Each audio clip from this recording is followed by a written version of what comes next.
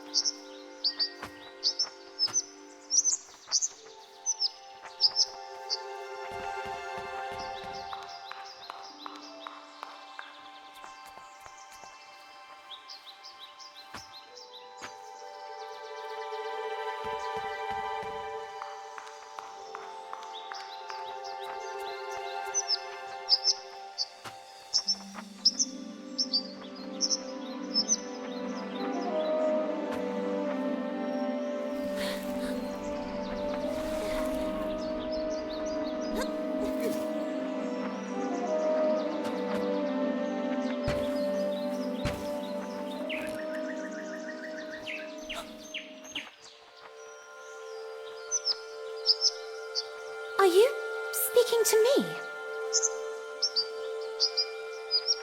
Princess?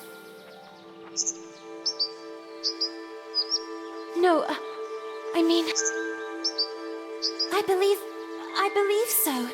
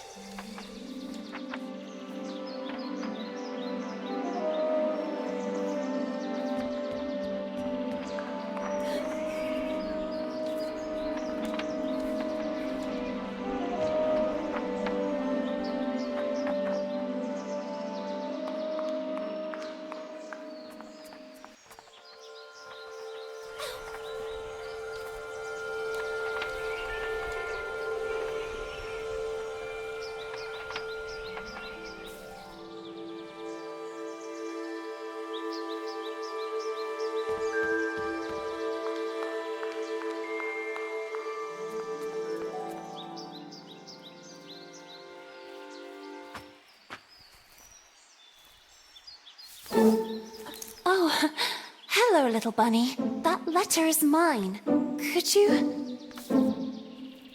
The sweet, bespectacled bunny ignored the little girl and took the letter with them. I beg you, would you be so kind as to give it back to me?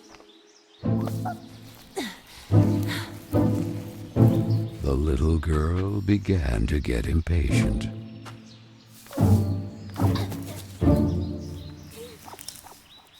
The little girl wouldn't let it win, so determined to recover Carole's letter, she followed the mischievous bunny.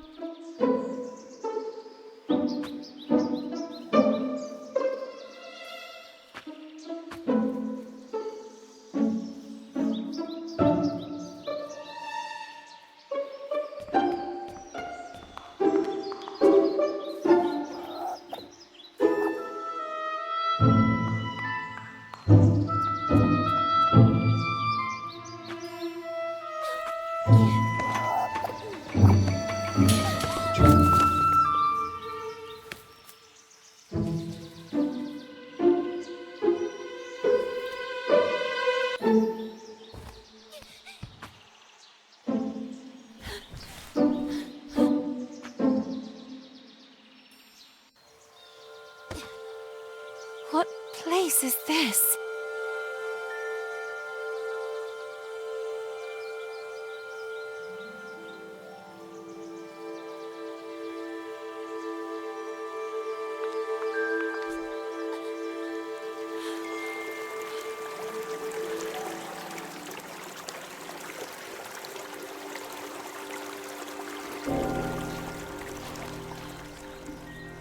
That kite, it reminded the little girl so much of her friend Carole.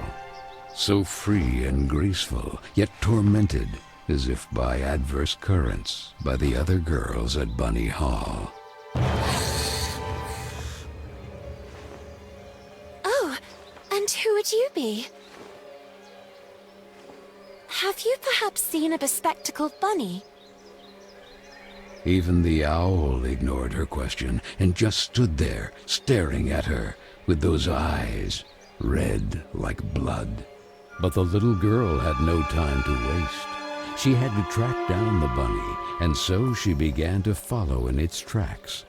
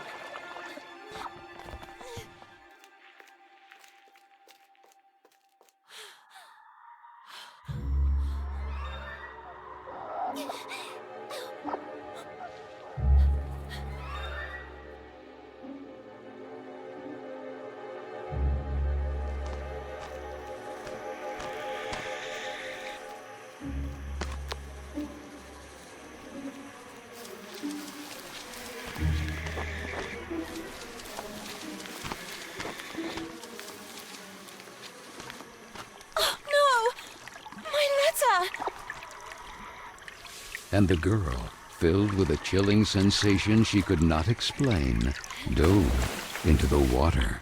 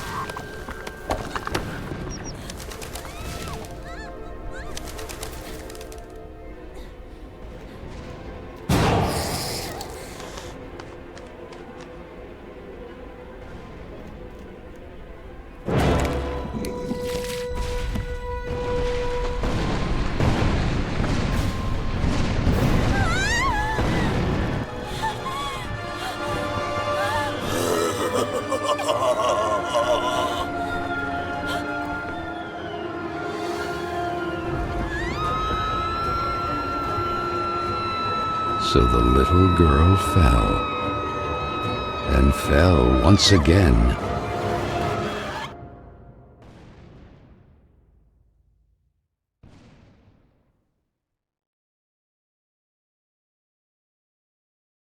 And while the man with the tar hat stood grinning, her thoughts drifted to that mysterious figure in the window of Bunny Hall, who silently stood watching her as she was swallowed up in her abyss. And this is how our story begins. A letter, a roar, then a daring plunge, and a little girl, too small and inadequate for that world of ash, tar, and coal of which she was a part. Miss Benton, I am pleased to note that my voice is so soft that it encourages restful sleep in class. Would you be so kind as to share your wisdom on today's topic with your fellow classmates? There was a man made of tar, an owl, and a bunny with glasses. Such impertinence. Home Economics, Ladies' Etiquette, Chapter 9. Be always beautiful, perfumed, and impeccable. All of you young women of today are privileged to witness the deeds of the great men of your era, the grand discoveries, the phenomenon of industrialization, progress. Soon you will be wives and then mothers of great men who will go down in history. And you, Miss Benton, make fun of it. This establishment, too, if events continue to transpire as hoped, will undergo important developments, and you will be the first to benefit from them. Why, ladies? A portion of Bunny Hall was conceded to a corporate collective in order to form a small branch, thereby taking advantage of the area's greatest resource, rabbits. This will not only bring new luster to the estate in this region, but also new jobs. Very good, Miss Vicky Trant. At the very least, Lana has grasped the rabbit matter. In this regard, our dear Frank reminds us that it is strictly forbidden to venture beyond the walls of the park. The disinfestation work will resume tonight after the strong winds of recent weeks. Remember, not to be overwhelmed by the explosions. It's all perfectly normal. The soil is blasted with charges and the rabbits forced out of their burrows. Who did it? Lana! Miss Benton!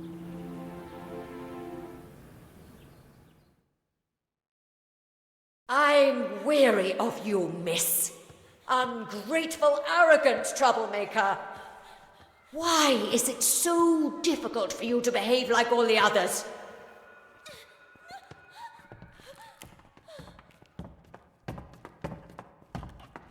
The clock is ticking furiously, and you are a woman now. Therefore, it is high time you learn to behave like one, or accept the consequences of your ridiculous transgressions. You will help Miss Mildred with the chores.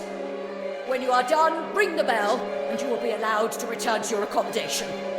But until then, don't even dream of leaving this place. This, for the little girl, was now the norm.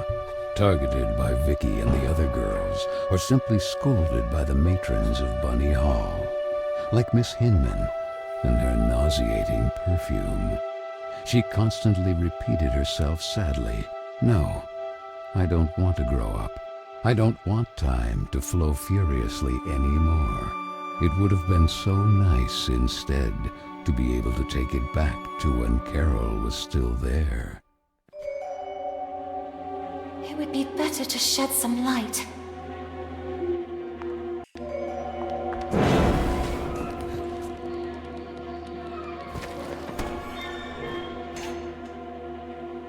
Where the heck did the broom go? Oh, here it is. Better get to work.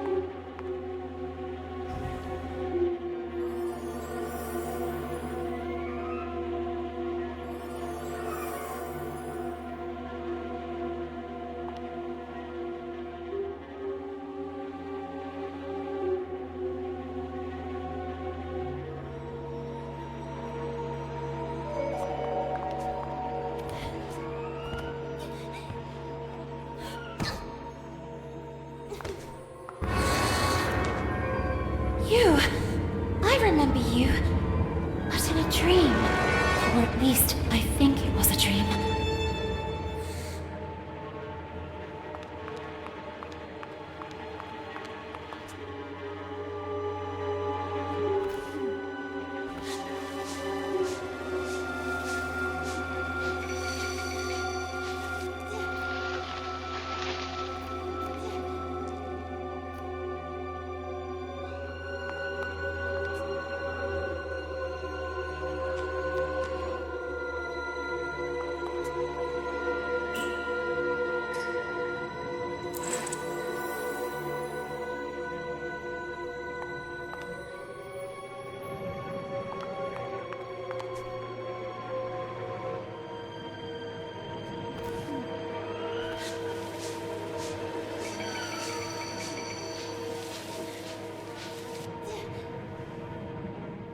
And this?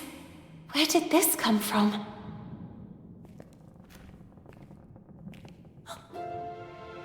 It looks like an old mailbox.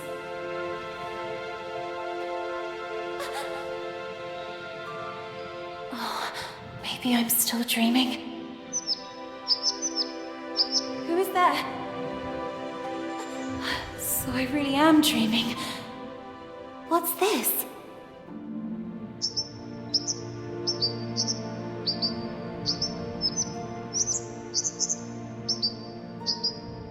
Corolla?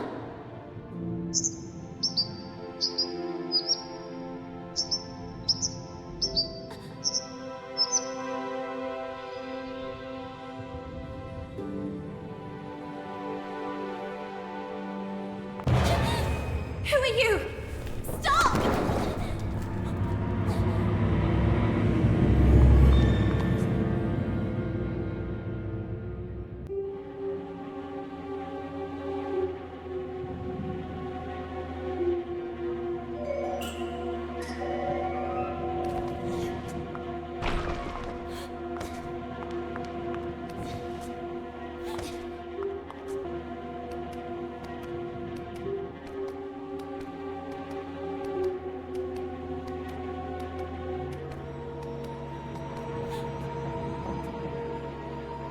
No! Please! Stop!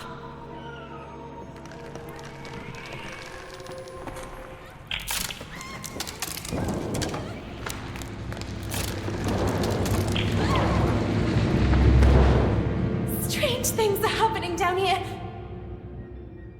No! I won't stay here a moment longer!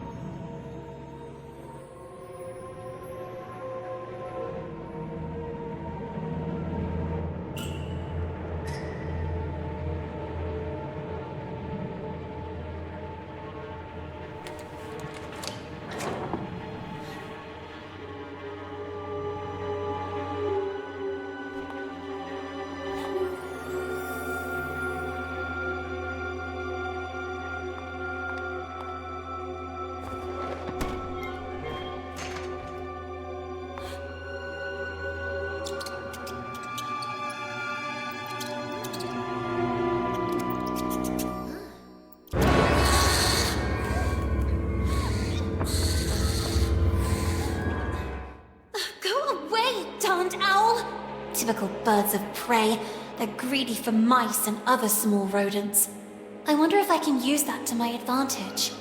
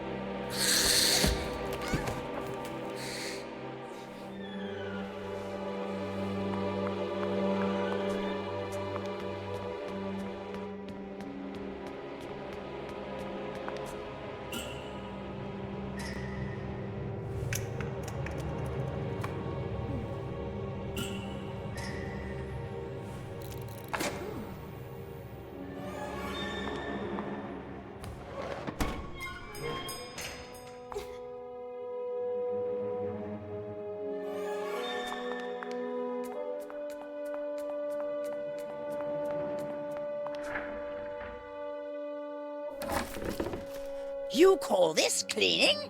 It's a pigsty. Miss Hinman was clear. You will spend the rest of the day here. And speaking of which, here's your lunch, miss. No! Wait! I did everything I could! It's not right. I won't spend another moment here. I have to find a way out.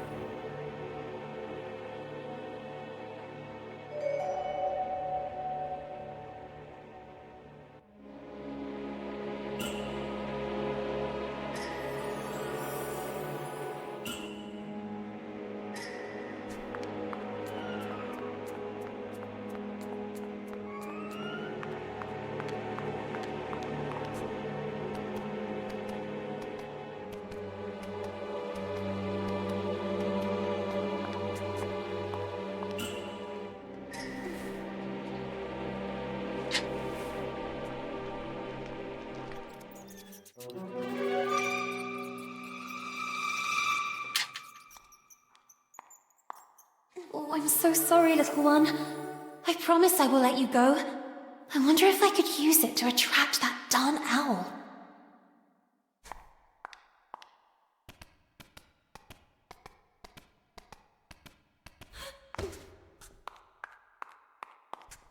Hey, ugly owl! That's what you want, isn't it? Mouse porridge! This way! Come on!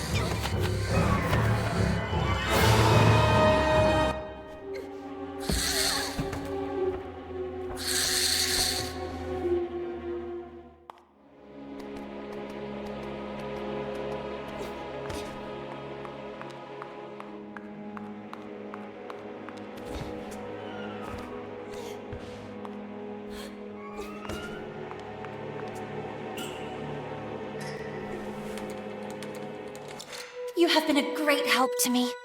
Go. You're free.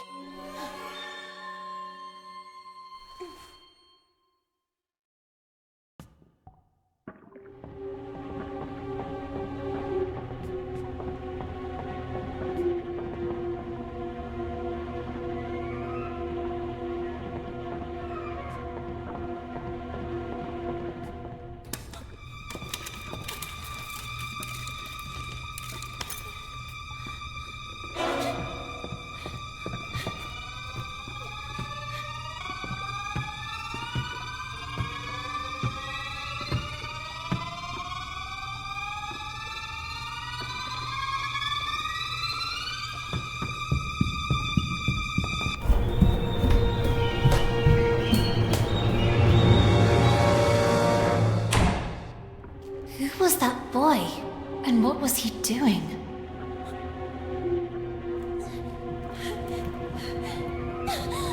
A letter! Carole Simmons. It's from Carole. I can read her name. The flames barely touch it. I have to put out the fire before it's too late. The little girl began to wonder if it had been that mysterious boy who threw it into the flames. But why? What was he hiding? And above all, who was he? No! No! Why did you kill it?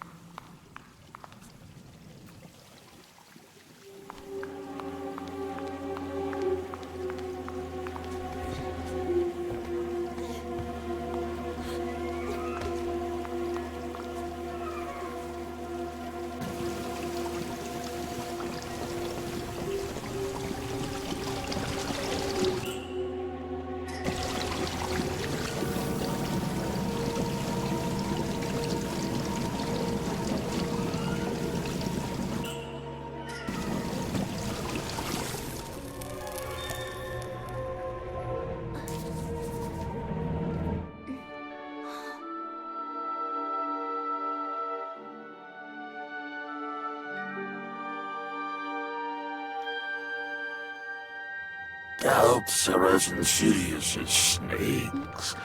Aren't they, little girl? Who's there?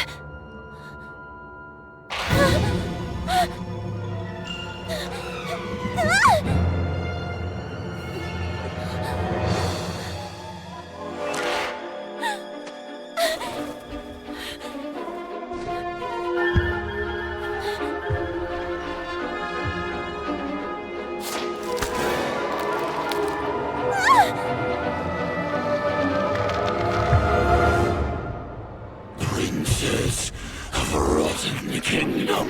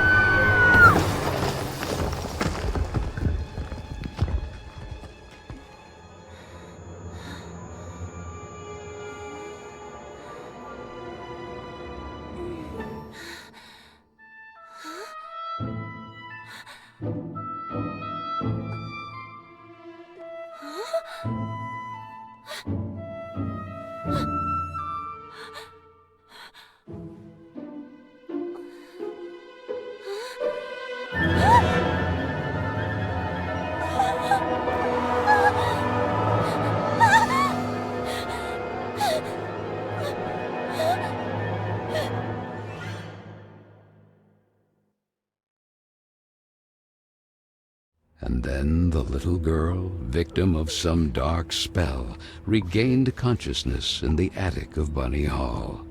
But this time it wasn't just a dream, and she was no longer human. Was it the work of that old man with the tar cylinder hat? Who was he? And why did he mean her such harm? Luckily, that nice gentleman in silver had rescued her. But what did all this have to do with her? And with Carole? Carole Simmons and that letter set on fire. Had she really run away? Then she looked around and remembered that place. The attic with the kitchen. All the girls were terrified of that place. But this time, Carole wouldn't be with her.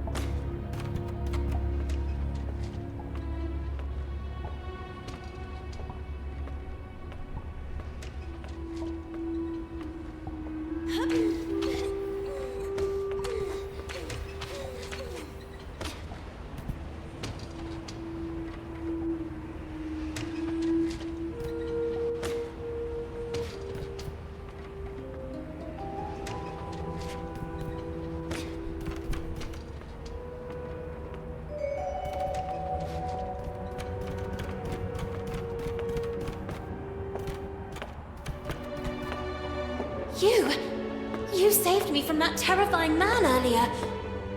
But whatever happened to you? Where has your head gone? Our head, you say? What really worries me is having lost the umbrella. Head and umbrella not accounted for. How can I help you? For some reason I woke up like this. We remember you differently, actually. Did you get a perm? But who are you? Mr. Macy, guarding the kingdom of Corolla. I am... Lana Benton, we know. The Princess of Corolla. Prince... Corolla? What's going on here? Without the head, there's little else we can do or tell you. Have you ever seen a headless body having a long conversation?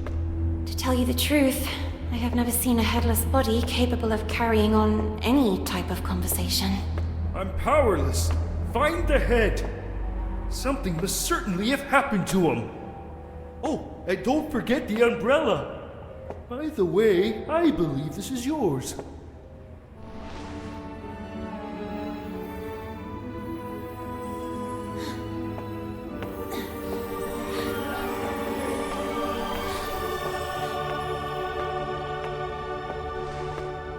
My ribbon! Oh, thank you, thank you! Now go, and be careful. There is a risk that Mr. Kin's black tar has already begun to spread. Keen. So that is his name. Remember, the more power he gains, the weaker Corolla becomes. And with it, all of us. So Lana, as frightened as she was confused, decided to accept the mission and find the head of the silver gentleman who had rescued her.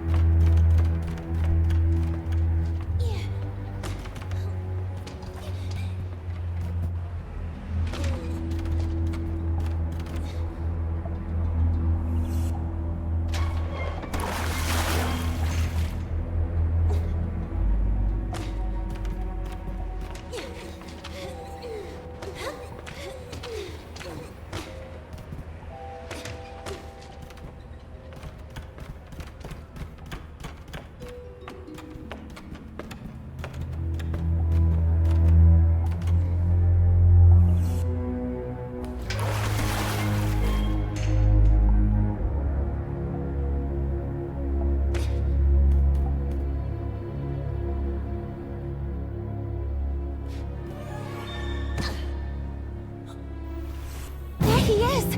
The head! Who did this? I'll get you out of here! Don, it's locked! Miss Fisherin! Whatever happened to her? Could it be the black tar Mr. Basie was referring to?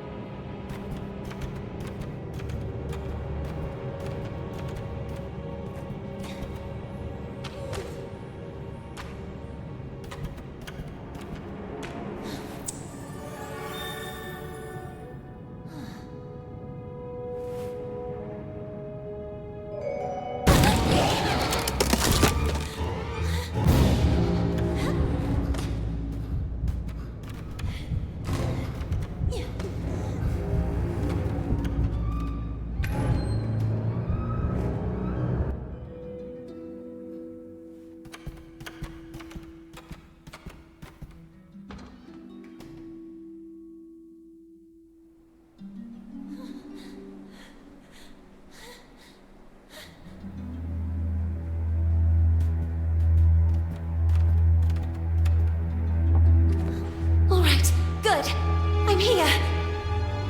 No, no, no! Darn, I was almost there. Just when I finally have the key. Where could he have ended up?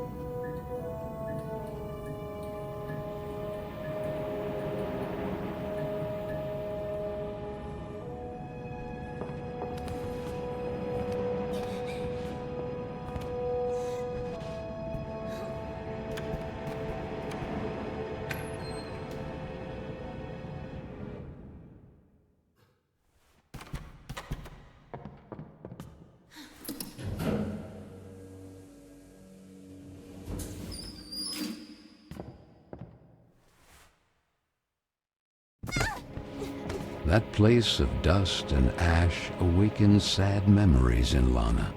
She and Carole grounded, old Mildred and her deafening, shrill voice. "The silver gentleman's umbrella," the little girl proclaimed. A voice rang out. I didn't have time to finish it, but then, as if by magic, because time knows how to repair lost and unfinished things.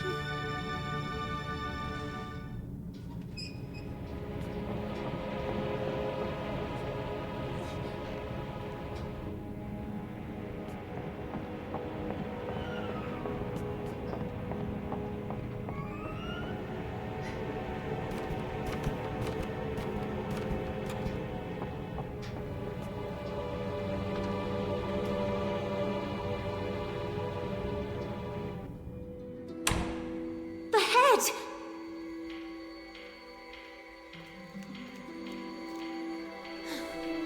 Oh, finally! I'm sorry I took all this time. Oh, that horrible owl again!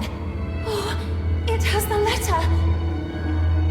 Quick, we have to do something!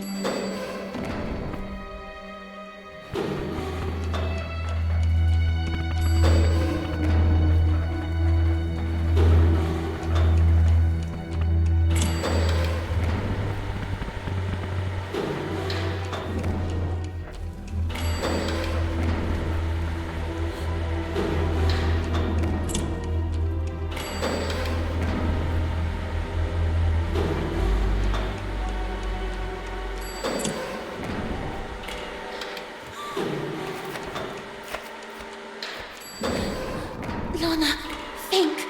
What are birds of prey most afraid of? Fire! Who isn't afraid of fire?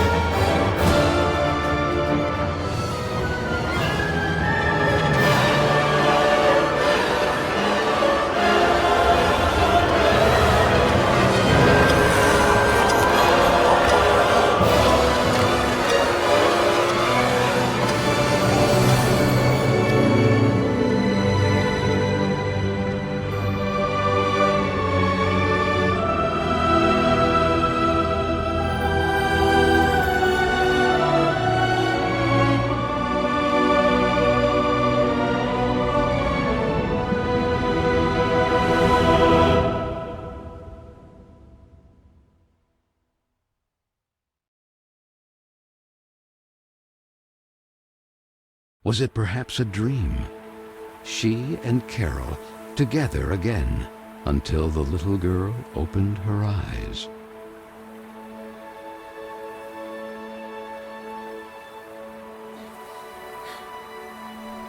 What is this place? She wondered. It was certainly Corolla. Even if the sails aren't hoisted, it doesn't mean the wind isn't already blowing. These words rang in her head. Carole? It's you, isn't it? The sweet bunny did not breathe. She stood there at the bow, contemplating that spectacular view. What happened to you? I need to know. Why did you leave me?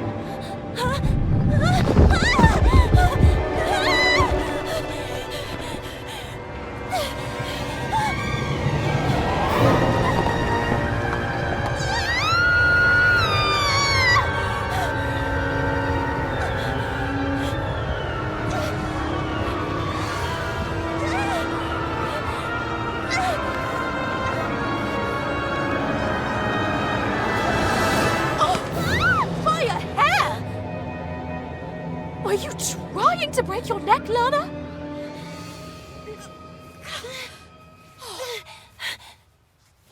what if Miss Hinman saw you? Hopping on a roof. What's in your head, girl? Don't tell me you were hiding from Vicky and the other girls again. If I catch them this time... Gah! The loving Josephine, a real angel to the little girl. It can't go on like this, Lana. With you crossing the rooftops trying to escape them? And frankly... Huh? Carole, where did this letter come from? You need to show it to Miss Hinman right now. Sweet French, I decided to leave this place once and for all. Tonight, precisely 5 before midnight. That will be my cue for... The rest is practically unreadable. With love, Carole S. Well, that would only confirm the other girls' suspicions about Miss Carole's potential elopement. But don't you understand, Miss Hinman? If that was the case, what would be the point of burning this letter? It's already been several weeks since Carole left. And then, that mysterious boy... Oh, Frank, right on time. Do you have any news about this mysterious boy? Seen anyone shady hanging around Bunny Hall? The man shook his head. That was Frank, the handyman. The girls were terrified of him. That sinister squeak of his prosthetic leg was the reason they used to call him the Rust Man. He was there, fiddling with a poker right where I found the letter. Then he put something in his pocket, but I didn't see exactly what. I had to hide. You are shocked, little girl. But I'm sure of what I saw. We'll look into it with a fresh perspective. Now, it will be better for you to go and get some rest. But Miss Hinman... Go, my dear. Listen to what she tells you. We will talk about it more later.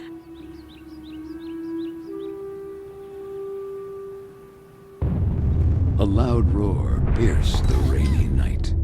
The little girl, all alone, calmed down by repeating to herself, "It's Frank and his extermination work. I must not be intimidated by the explosions beyond the walls of the estate." That photo, Often the little girl feared she had forgotten her sweet mother's face. Or maybe it was just a part of her that wanted to forget, due to the pain of that sad void left behind, when suddenly, that boy again. Hey, you! Wait! And though curiously all alone, on a freezing rainy night like this, the little girl set off in pursuit of that mysterious boy.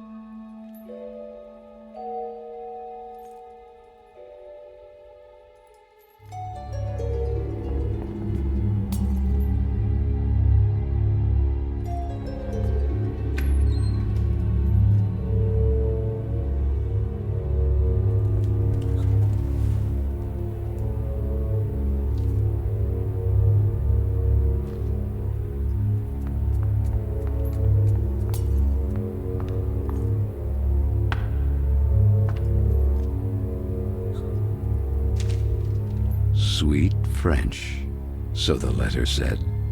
My time seems to be running out, like a sword hanging over my head. And however much I may resist, nothing is going to change. Nor do I receive any support, not even from those I thought I knew. All I have left is you, Marcel, my sweet French, and the idea of London together. Carole S. Marcel? So that's your name. Girls!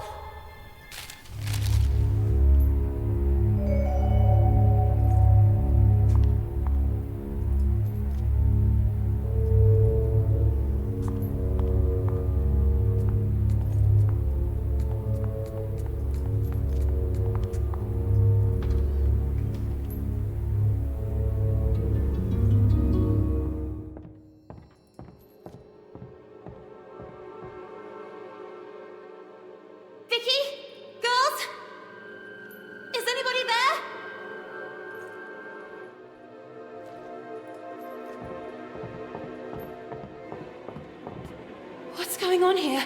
The pits are all empty. Where are the others?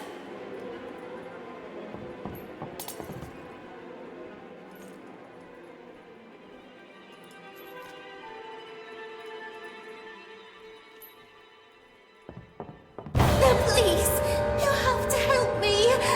Vicky! What's going on? Where are the others? Gone! Someone, something, has swallowed them! Please, do not leave me!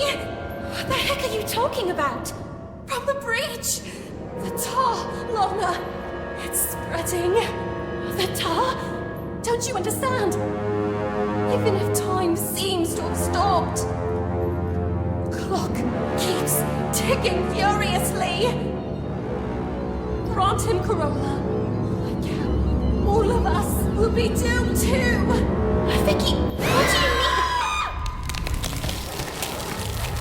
Please do not leave me.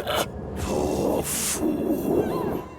Did you really think Vicky or the others would ever ask for your help?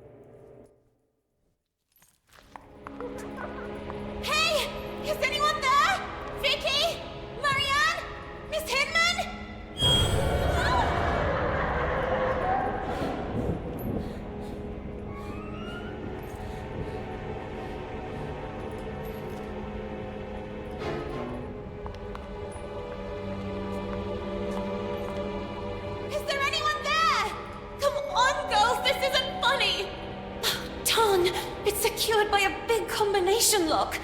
A tile is missing.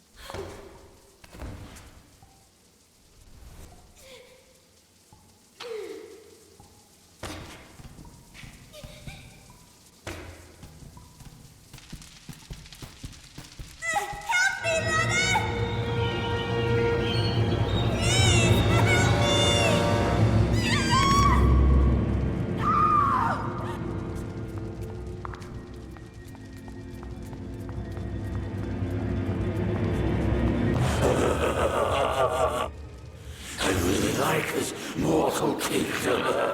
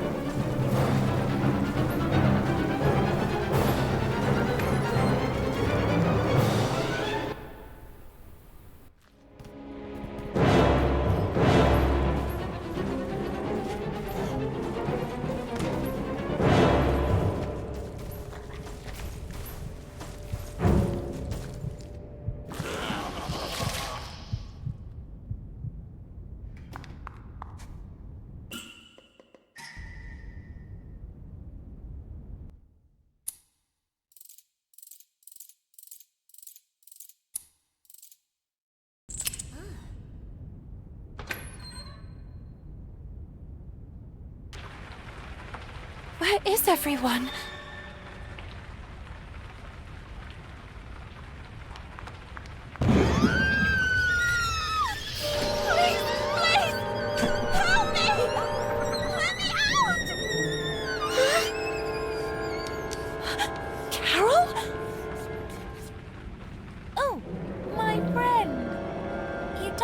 To hug your sweet Carole. Carole, but... What? Are you perhaps afraid of tripping and getting killed? Oh, little girl. The foolish princess of the forgotten kingdom of Corolla. No one understands you. No one who really listens to you. Just there to point out that you are weird, wrong, different. And now that Carole is gone too, oh, it breaks my heart. Who are you? Who am I? They call me many things. Mr. Keen, Old Cylinder, Horrible Oblivion, and then my favorite, the corrupter of worlds. From the breach, the tar begins to spread. And sooner or later, Corolla will be mine too. And what do I have to do with all this? It was you who evoked me. You make time stand still. Me? Perhaps in a vain attempt to bring things back as they were. Let time stop then. May it stop forever. No. It's not possible. Yes, princess. You feel the time passes. You're terrified of growing up. Nonetheless, whether disappointment, the clock continues to tick furiously. And only I can stop it forever. Or even bring it back. And what do you want in return? Grant me Corolla legitimately, and I will give you the gift you desire most of all. But the sooner you remember, the sooner you'll be able to make a decision. And who knows if it might not be your investigations. Carole, the French, the letters, the solutions of this riddle, which will make you remember.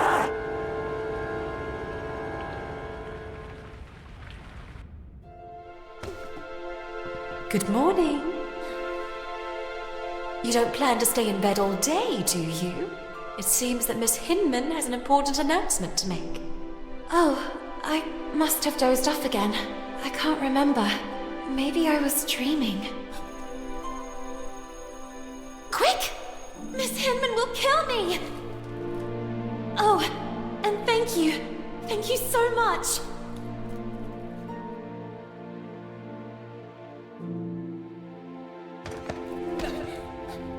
Oh, be careful! And where did you jump out from? Oh, I'm mortified. I pray you can forgive me. On the contrary, I hope you will do this more often. What are two sad eyes doing on such a beautiful face? Oh, you mean it? Dawn, I have to go.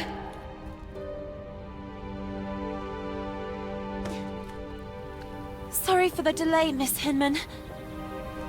It's about time.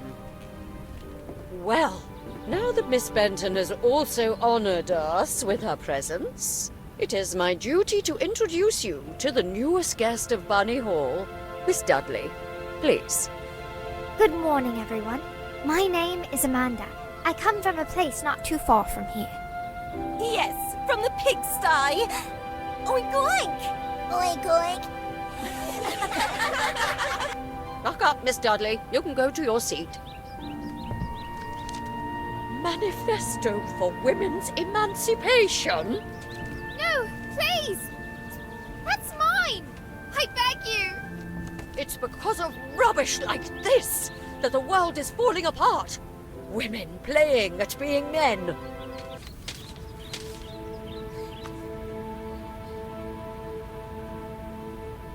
This, for the little girl, was a common occurrence. Then, recognizing her same sadness in the face of the new arrival, she had nothing left to do but huddle helplessly on the cold bench and let herself slip away from that gray world in which she was born. Even if the sails aren't hoisted, that doesn't mean the wind isn't already blowing.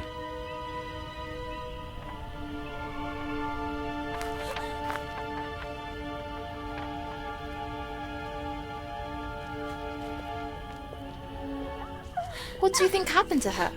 To whom? Stupid. To Carole. Oh well, she was a troublemaker. Right! My father always said not to trust her kind. But her disappearance doesn't worry you even a little. What if it happened to one of us? She could be frolicking who knows where. We all knew what her plans were. Well, maybe something happened to her then. Or maybe someone chopped her into tiny little pieces. Who knows? Maybe Frank? Oh God. The Rust Man. That guy creeps me out. Yeah, I think he killed her. I mean, have you seen how he stares at all of us? Without ever taking a breath. Oh, and that continuous heck, heck, heck. Do you think he's a bloodthirsty girl killer? You're scaring me. I am the spirit of Carole Simmons. Lana told Miss Hinman that a guy secretly snuck into Bunny Hall. Who? That handsome lord standing outside the classroom?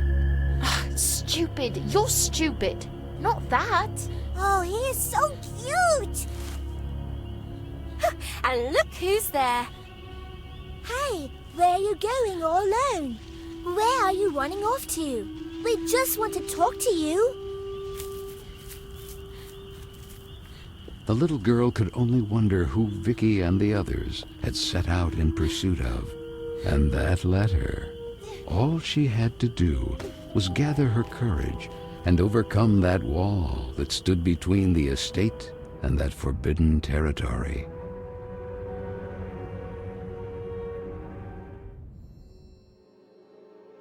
The Bunny Hall Park. It had been so long since they were last allowed to cross those walls because of the restructuring for the collective and the disinfestation work. The little girl struggled to recognize it.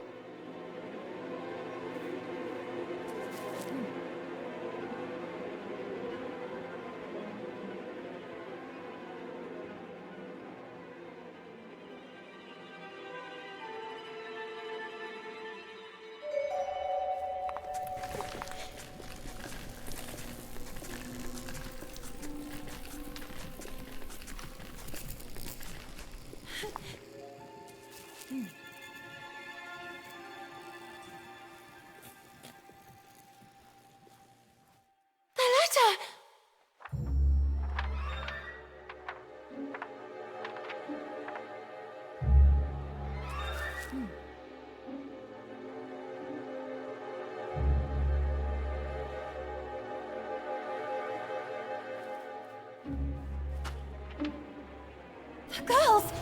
What are they doing up there? Where are they going?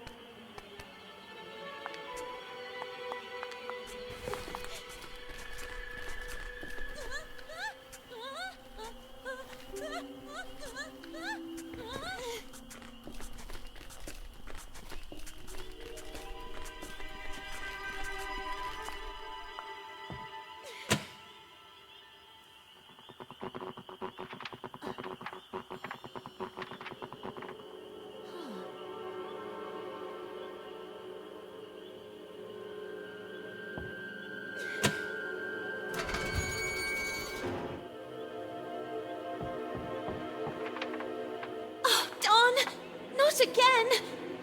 Oh, no! I have to find a way to go down there.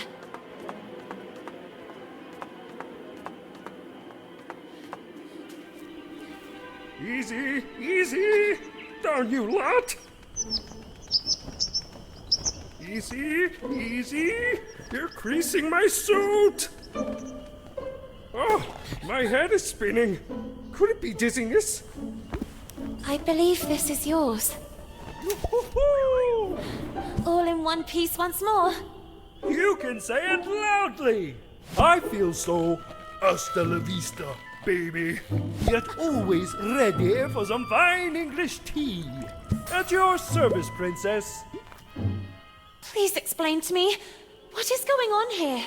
I'm here to take you back to your kingdom, princess. But things have taken an unexpected turn. Mr. Kin, he learned of a breach. A passage from the mortal world to the kingdom of Corolla. And that's where he wants to expand to, corrupting it. But what does all this have to do with me? Princess, you really don't remember? Since the two worlds are converging, you are the key. The only salvation for Corolla, the pristine kingdom beyond the clouds. And I am your humble servant. But that's not possible. I'm just an ordinary girl. An ordinary one-of-a-kind girl. No, I'm just looking for a friend. Carole. I have to find her. I have the feeling that things didn't go the way everyone believes. The solution to the riddle. Keen mentioned some letters. I was just chasing one, but the wind. And it ended up down there. Then all this can only be connected to the breach. Oh, well, it seems we have a common goal. Recover the letters, close the breach, save Corolla. And find Carole.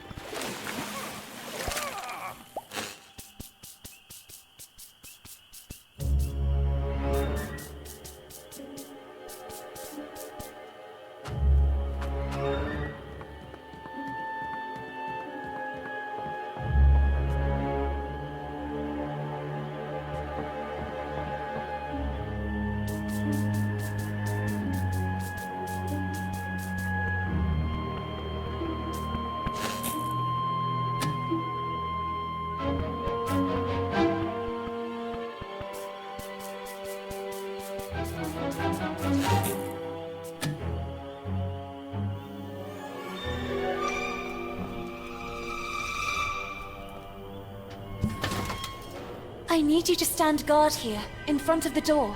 Should something happen to me, I've seen Carole reduced to a rabbit, and the same thing has already happened to me. But... I'll hurry. I'll retrieve the letter. I'll retune the radio frequency of the cableway and we'll get out of here. Promise me. At your service.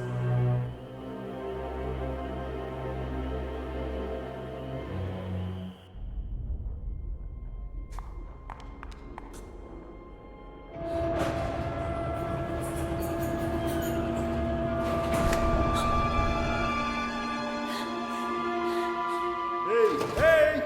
Everything fine down there? Princess?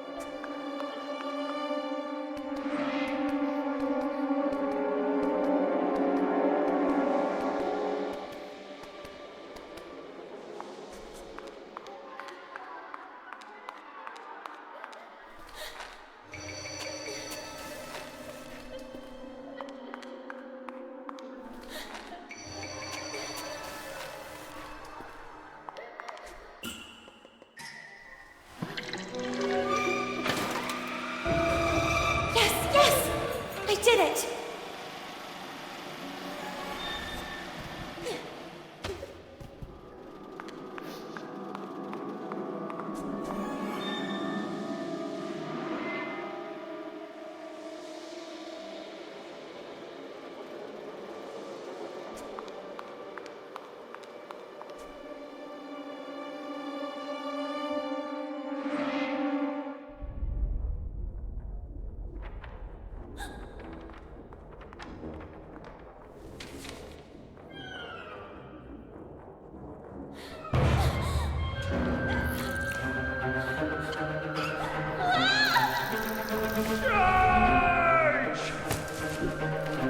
I recovered the letter, but...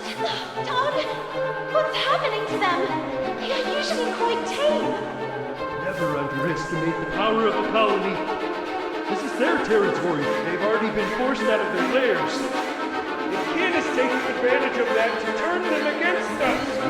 How do we get out of this? Don't we know how to fly? The more power king gains, the weaker I get. And you could level yourself with a rocket. Look! The crate goes there! Who knows? Maybe it will help open the safety lock. You take care of finding the crate while I deal with them.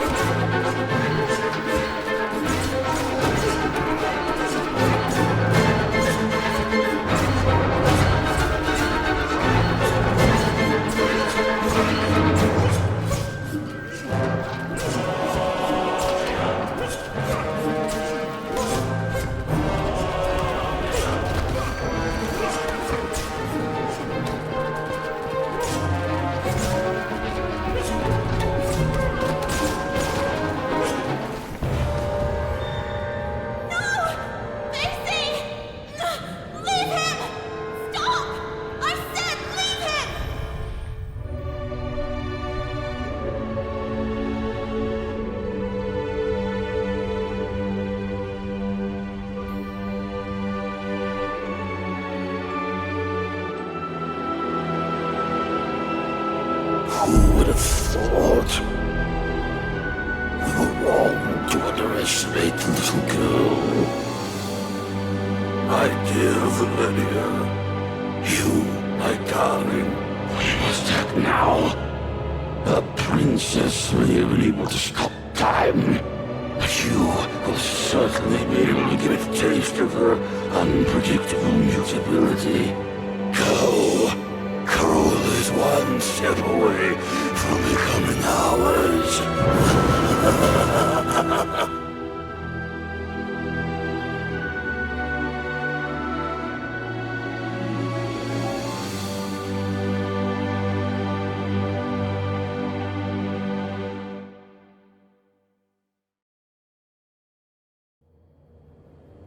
What happened?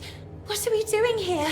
The little girl barely remembered what had happened, and the head couldn't give her an answer. There was no longer any trace of the rest of Basie. However, the little girl did not despair. She was confident that, as had already happened, the head would soon find its way back to rejoin the rest of the body. Why do I feel like I'm reliving a moment I've already experienced? Me and you, all this. Then she looked out at the horizon, beyond the window of the cableway. What had once been the flowery park of Bunny Hall was now a pile of tar, ash, and coal. Poor little animals, forced out of their own lairs by the sound of drills and explosives. Carole, where are you, Carole? Then she remembered the letter. It was a page from Moby Dick, my sweet Carole. Learning how closely you hold Melville's work to your heart, I offer you this page from Moby Dick. Do you ever wonder if you are the menacing whale that freely sails the waters in search of new destinations, terror of the seven seas, yet man's designated prey?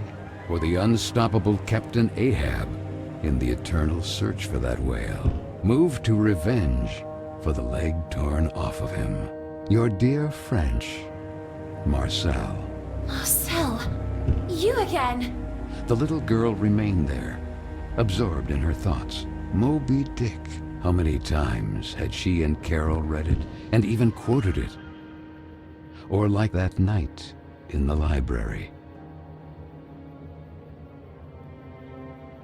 Don, Lana, we need to be quiet.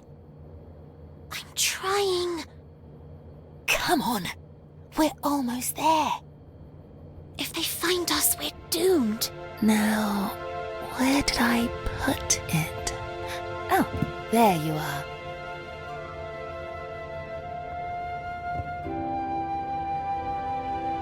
Moby Dick? Again? Aren't you tired of reading that yet?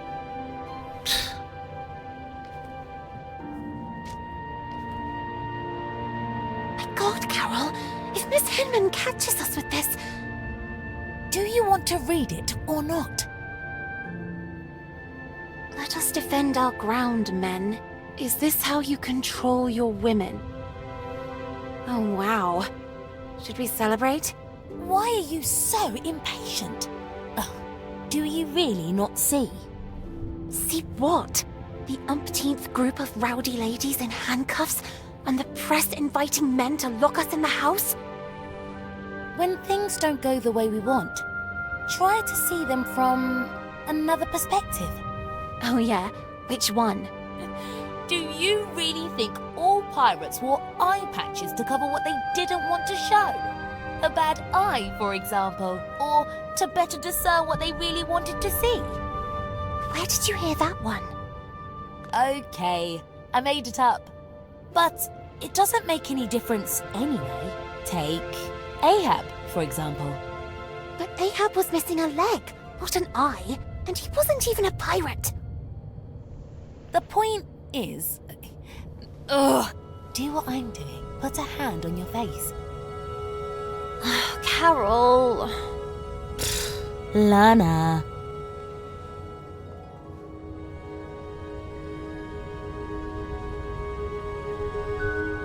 Now look.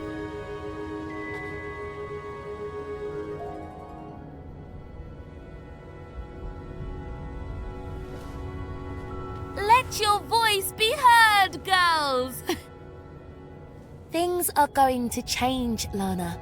Sooner or later, but they will change. What's the saying? Right. The winds of change are inevitable. Even if the sails aren't hoisted, that doesn't mean the wind isn't already blowing. What? No, nothing. Who knows where I heard it? Free, Lana. Free to be able to choose who to become, where to go, who to love. And maybe one day, women will also get into politics. Can you imagine a female prime minister? Or a black one? Can you imagine it, Lana? How I wish I could be there, among them, to fight. What future awaits us here? The factory, or worse. Forced to marry someone we don't even know. Unable to choose freely. Caged. Do you want to leave? Carole? No. Of course not. You and I will never be apart.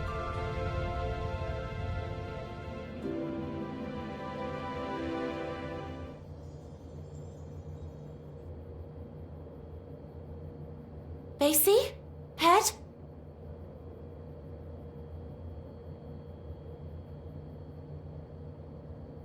Where did Vicky and the others go?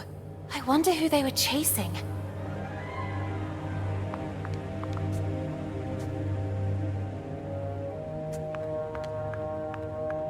Stop! Where are you running off?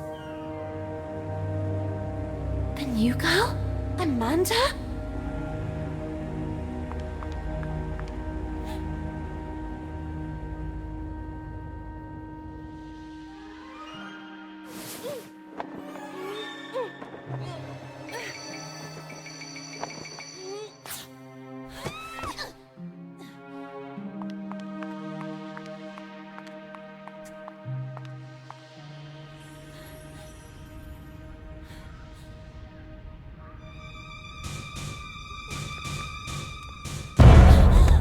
What were you doing locked in there? It was the girls, wasn't it? Emmeline Pankhurst, suffragette movement activist. It's my stuff! Oh, look at that! What a couple! The rabbit and the pig!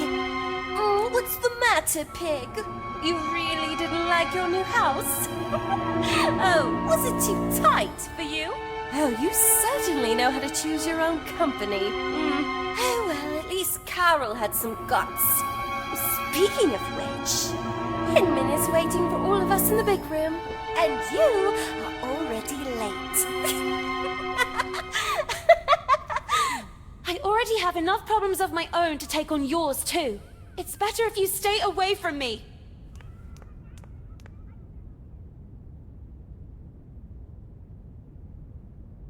Thus, a new era is upon us, girls.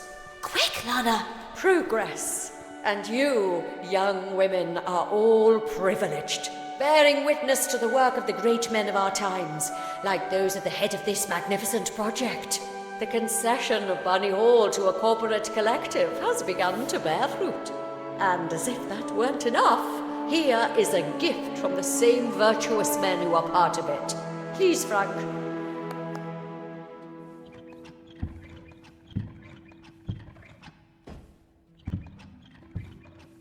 And what is it that young ladies today want more than anything else? If not to please a wealthy suitor by demonstrating the best, most graceful dance moves. And so it is with great honor that I invite you to welcome today's special guest, one of the main benefactors of Bunny Hall, Lord DeWitt. DeWitt. That was the name of the charming gentleman into whose arms the little girl had stumbled. At his nod, the girl blushed. honoured by your welcome. Time marches on, really, and today you are all becoming young women. It is in this regard that I have an exciting information to convey. Young scions of high society have learned of the splendid girls of marriageable age who reside at Bunny Hall. And this evening here, in this place, there will be a ball attended by nobles and royalty from all over the region. What a magnificent, magnificent opportunity. I think we need to get to work immediately. Let's see. Miss Benton, please get in position. Me? Don't make me lose my temper, young lady. You will be the first to practice with the ingenious gift given to us by Mr. DeWitt and the other gentlemen. I expect that by this evening you will have already become an expert dancer. Quick!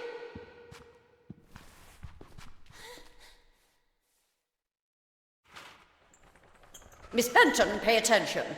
The dance is divided into 2 phases. During the first phase, your goal will be to replicate your partner's moves in time. This is a token. Each token reveals a dance move and the corresponding button to perform it. There are 4 moves in all. This is the action area defined by 2 markers. These limit the maximum execution time for each move. When a token lands inside, the move and corresponding button will be revealed. If the move is correctly executed at the exact moment token lands in the center of the action area, you will get the maximum guaranteed score. Perfect timing is important, miss. Performing a move correctly but too early or late will award fewer points. Mind yourself, performing a different action from the one suggested by the token, or performing the correct one significantly late, will give you a penalty in the final score. Perform all the actions correctly in a timely fashion to get a high score, and therefore be able to move on to the second phase. Let's see what you can do, Miss Benton. Take your places. Let the dance begin.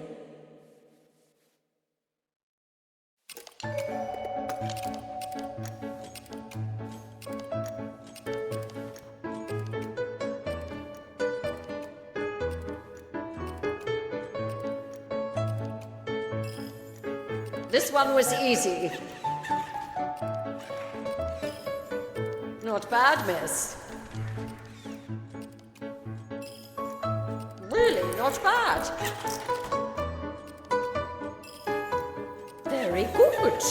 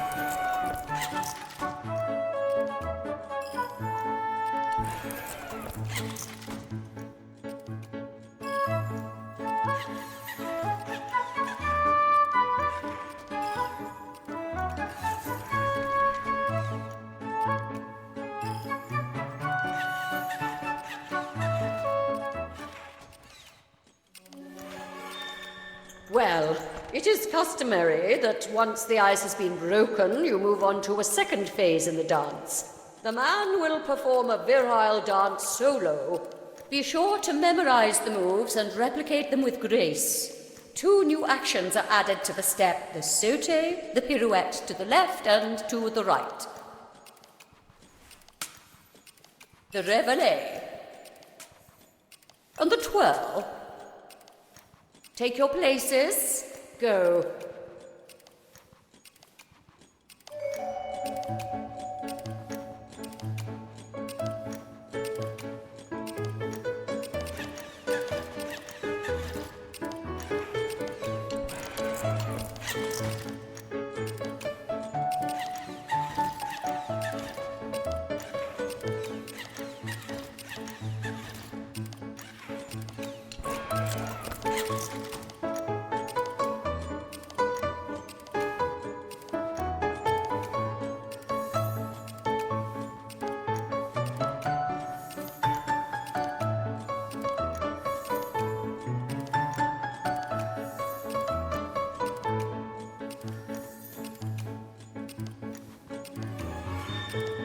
I'm proud of you. Impeccable execution.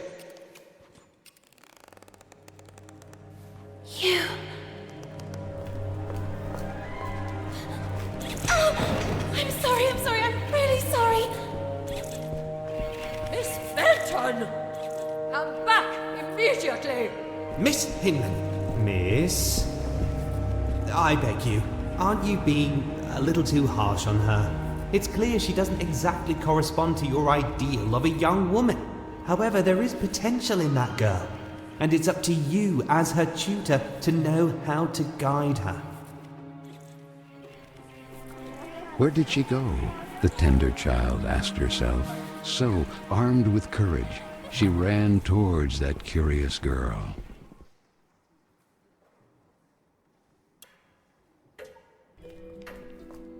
Don, where did he go? Basie! That boy, Marcel, the French. He's the one I saw fiddling with Carole's letter in the basement. He might have something to do with all this. He seems to be racing to get to the letters before us to destroy them. Perhaps to cover up the evidence of his correspondence with Carole. We can't let him escape. But you, how do you manage without... It would take a miracle. And indeed, the one who came to the aid of the little girl and the nice silver gentleman was truly a miracle. Was it the work of a guardian angel, or of some magical deity who assisted them from the kingdom of Corolla? She couldn't answer her own question, yet the little girl was so grateful to them. Quick, let's get to work.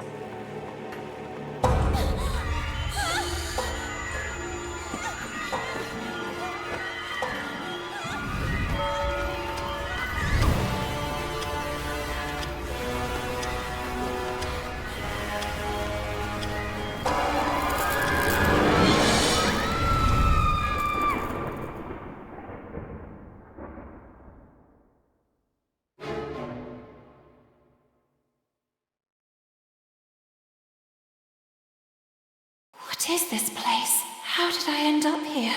To the little girl, it seemed like a distant era, not yet lived, a strange quirk of time, a time with the stench of black tar and the smoking color of ash.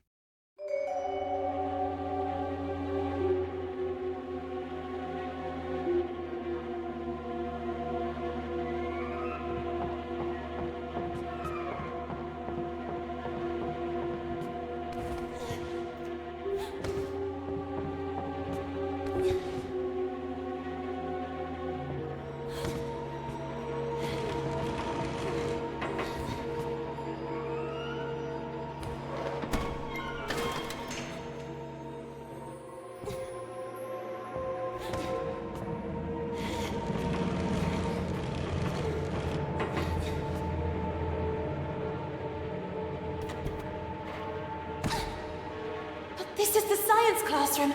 I'm sure of it. Whatever happened to this place?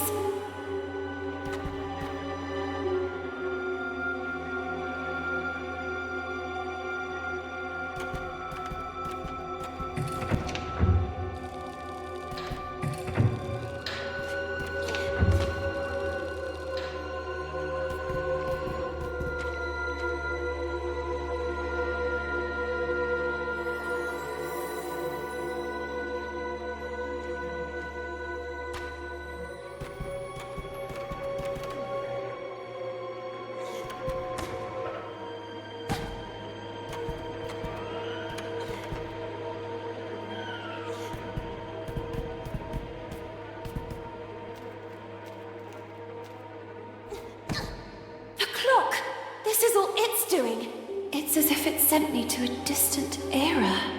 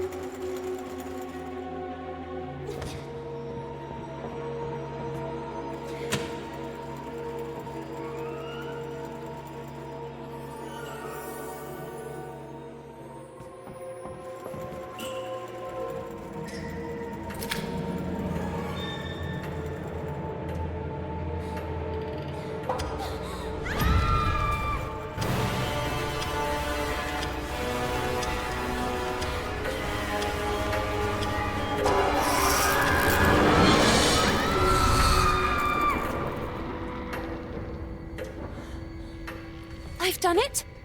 Yes, I did it! But wait a minute.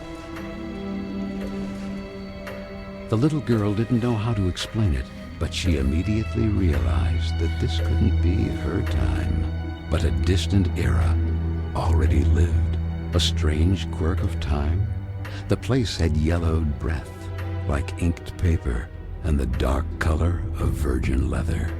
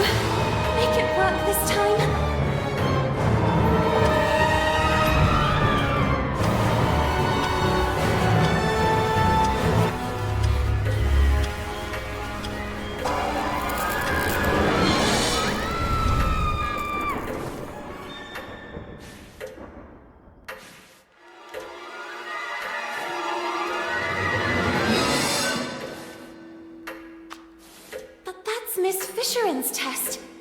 She wasn't lying. It really had been hidden from her. And so the little girl learned that, like her, Miss Fisherin had once been young too, and who, just like her, had suffered the abuse of mocking peers. Quick, the ladder!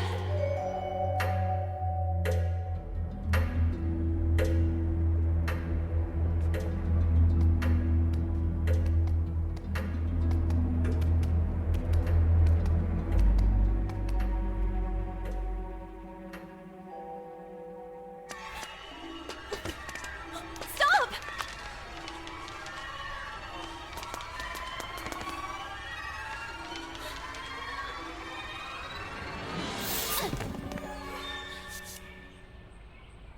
You?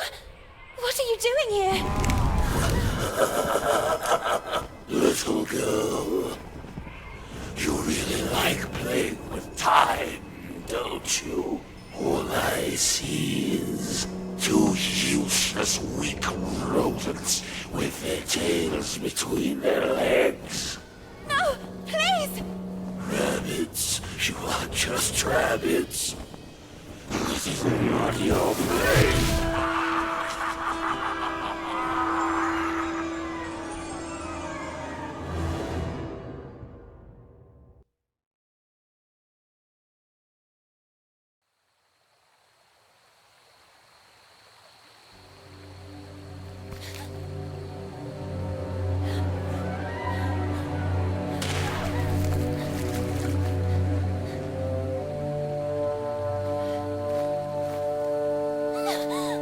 Back off!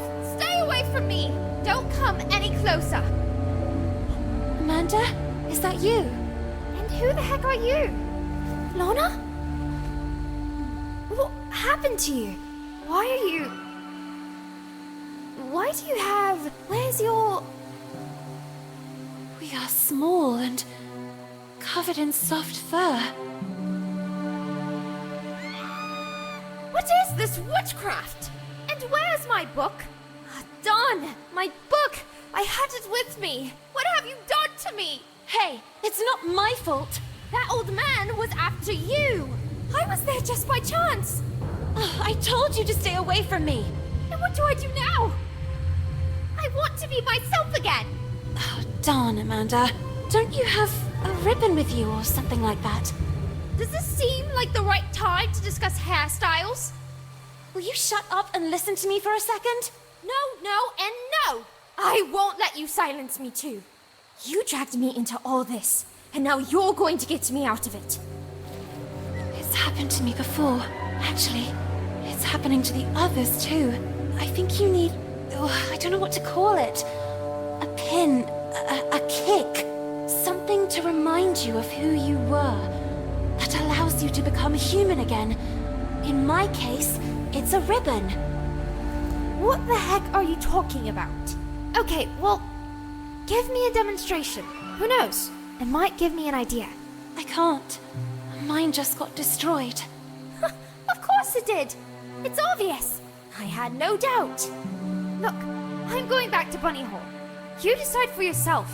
I'll talk to Miss Hinman about it and... Or maybe I'll stay here. Nice and behaved. Do you really think Hinman would believe you? As busy as she is with tonight's dance, more than ever. Then maybe it's better this way. I don't want to go back to Bunny Hall. I don't want to go anywhere. I'm tired of Vicky and the others. But the world is full of Vickies. Maybe this is my place. Maybe it has always been.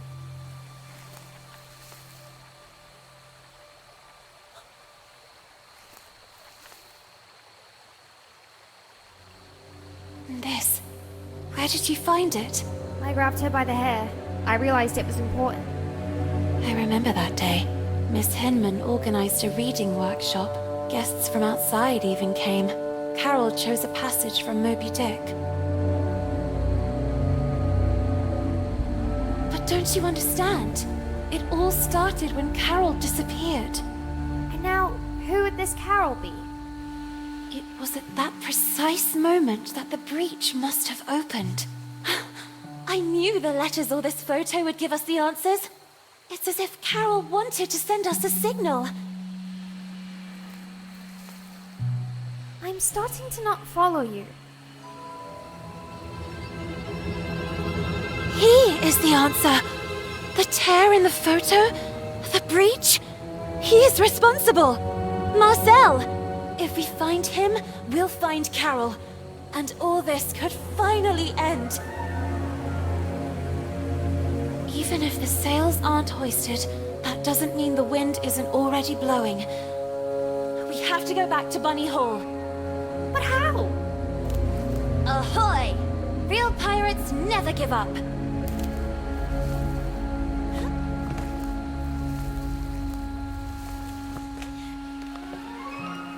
The felled tree, the signs of exploded mines. If my calculations are correct, we are in the park, just a few meters from Bunny Hall. Shh. Did you hear? Listen.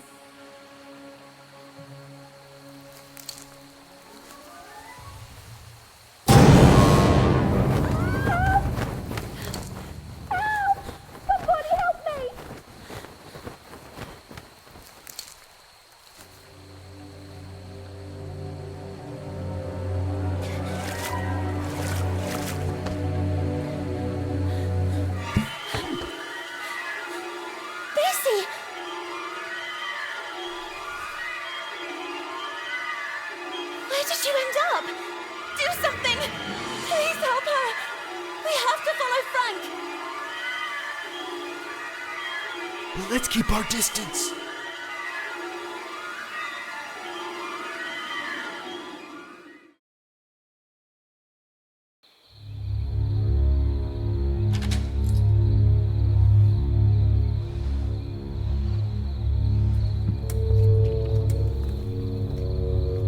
Heading to his shack.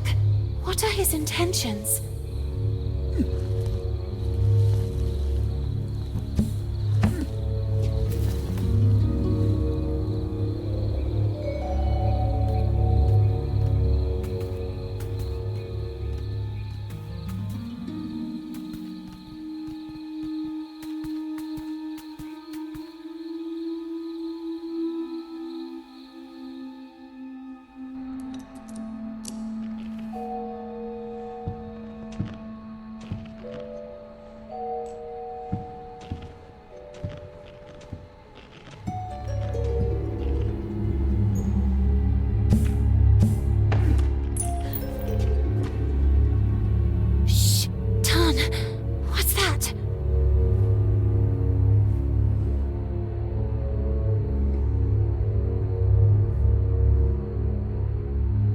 The little girl, intrigued, began to observe the object more closely.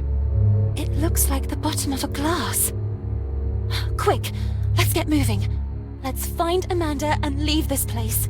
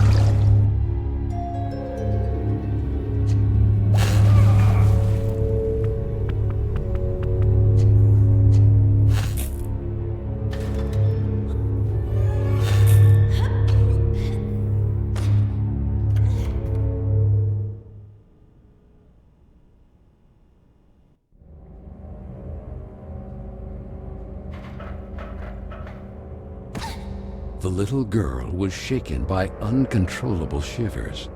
What was that place?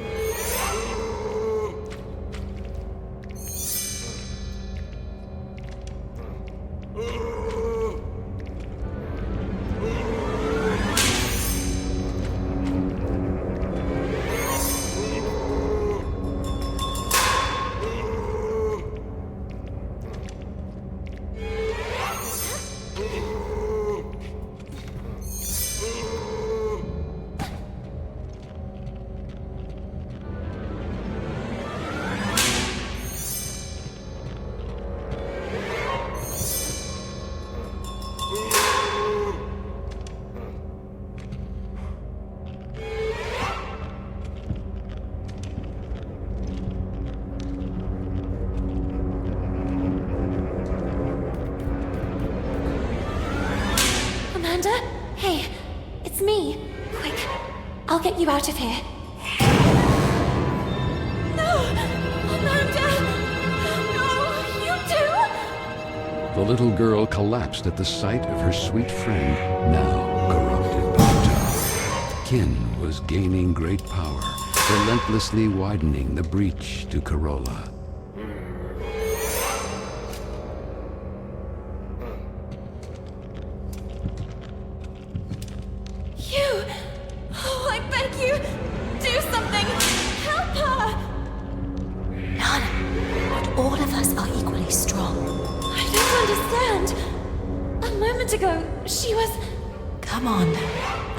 Back to the dormitory. But, and Amanda, it's not too late, right? And me? My ribbon got destroyed. Will I also transform like her? I'll see what I can do. Come on now. We better go.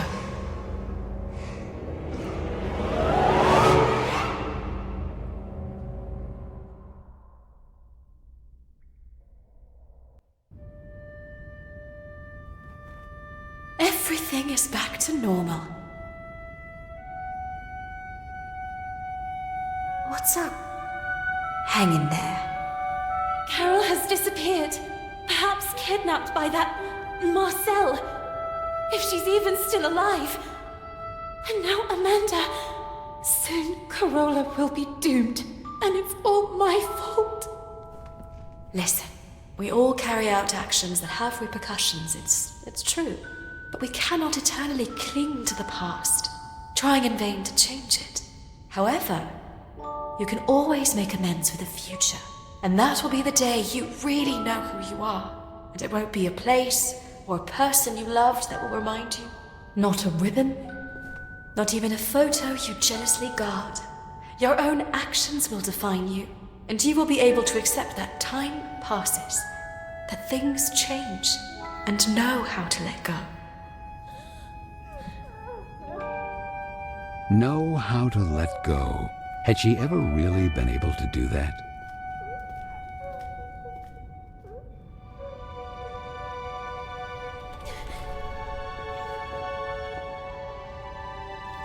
What's this? Who is he?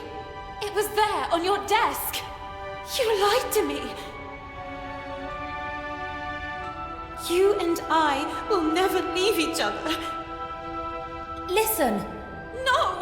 Would you really have left me here and run away with some random pen pal? I was thinking about when would be the most appropriate time to talk to you about it. Oh, yes? And when were you planning to do it? Let me finish. They have already arranged my transfer. They will send me to some house, who knows where, as a lady in waiting. So I said to myself, before it's too late, take your things and run. Leaving everything behind? I had no alternative. Not today, not yet, not in this time. To them, we are just things. And I should just let you go. Even if I stayed, I would still be taken away. Did you really think we would stay here forever, spending afternoons in the park, or what's left of it? Flying a kite, or reading Moby Dick again? We are not kids anymore, Lana. Time flows. Come with me. Let's go together. When things don't go the way we want, try to see them from another perspective. No, not this time. There is no perspective that can change what I see.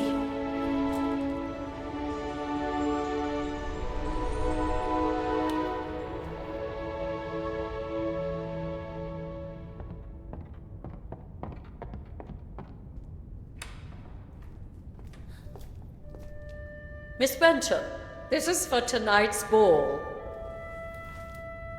The ball! I almost forgot about it! I was sure that you wouldn't go. However, someone insisted that you be there too. We never got along, and I'm very sorry about that. I hope, however, that this time you will prove me wrong by accepting the invitation and demonstrating that you are a real woman.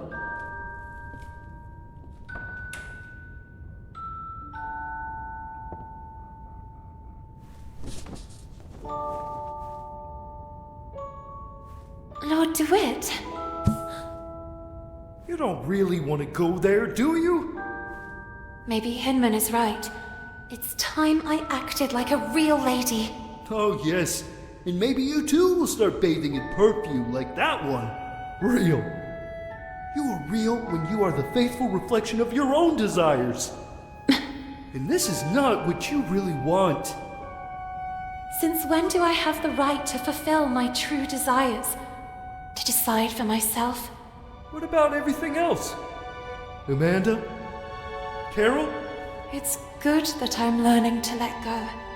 And Corolla? Look at me! What can a little girl do all alone? I have to let time take its course again. I am not the person you will need. I am not a princess of any kingdom. Corolla is not my home. This is my place, and Keen has already won. So, you have decided not to return? I thought you were unique. Instead, you're exactly like the others.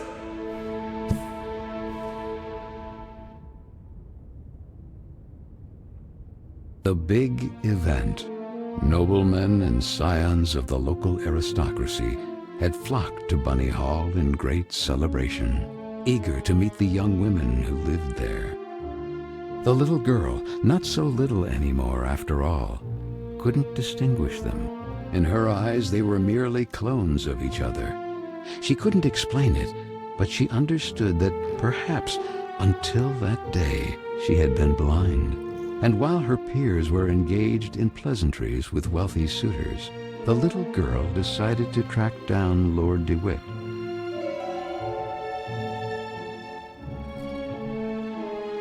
Miss, you certainly wouldn't want me to serve you a drink. In any case, drinks are for the exclusive use of players in possession of chips.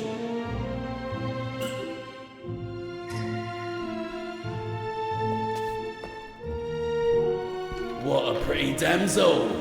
Nice evening, isn't it? Would you allow me this dance? Me? Sorry, I have to pass. Come on, don't be shy. No, it's just... I'm looking for my knight. Don't concern yourself too much, miss.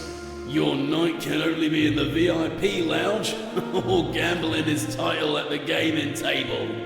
So he certainly wouldn't be upset if I steal you just long enough for a dance. Let's do this way. If you prove to me that you're up to it, I'll let you pass. Otherwise, you will owe me another dance. Okay. Shall we? Let's get the dance rolling.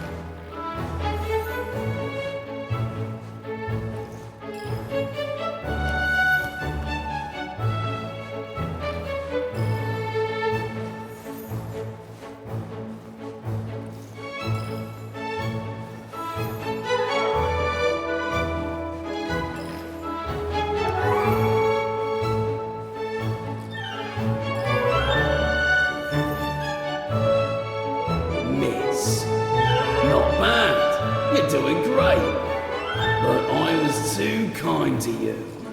Let's see if it was just luck.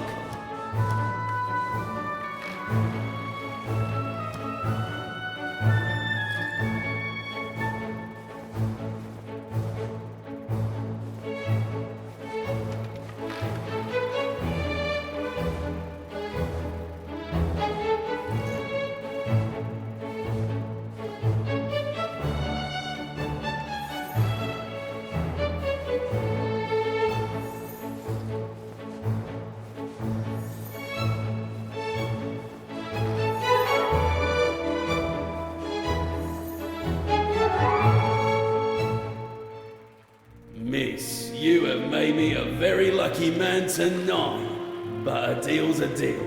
Please go ahead and join your knight. Don't hesitate to stop by and say hello from time to time. Feel free to ask me anything you need. Anything.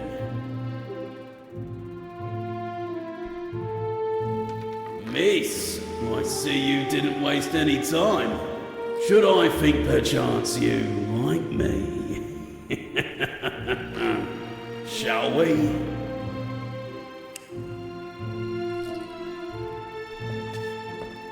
Miss, please give me a number immediately.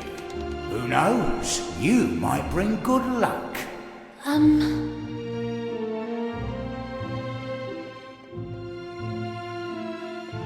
25 red. Les jours sont faits. Rien ne va plus.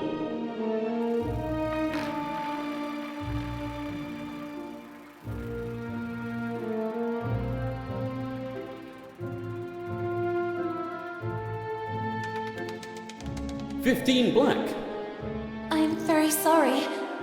Alas, miss. Could you be bringing bad luck, perhaps? What you need is one heck of a good luck charm.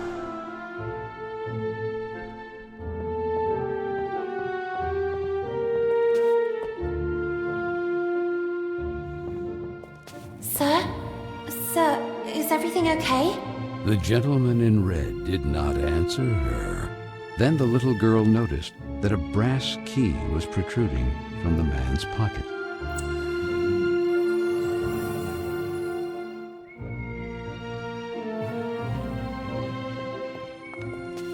The little girl met her reflection. The image she saw pleased her, yet it smelled of the unknown. Who knows if Carole would also have enjoyed an evening like that?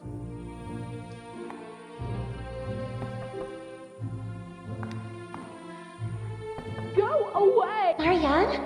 Marianne, is that you? I already told you to leave.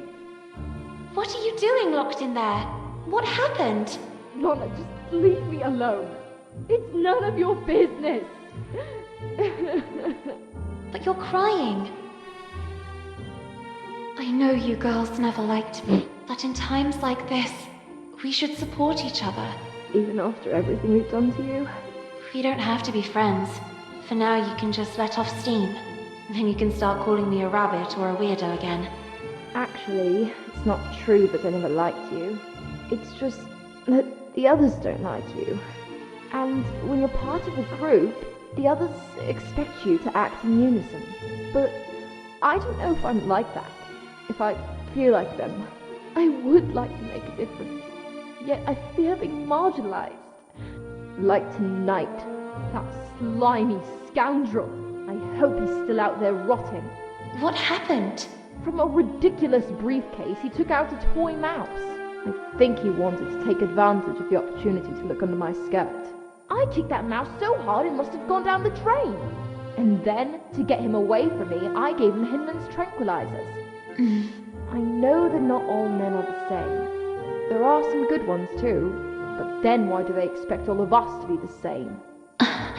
In any case, here, in case they ever come in handy, I'll stay here a little longer. Thank you. Oh, and Lana? Yes? You're not weird at all.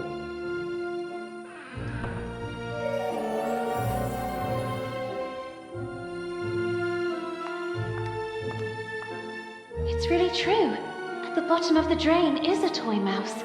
I would need something for leverage to get it out of there.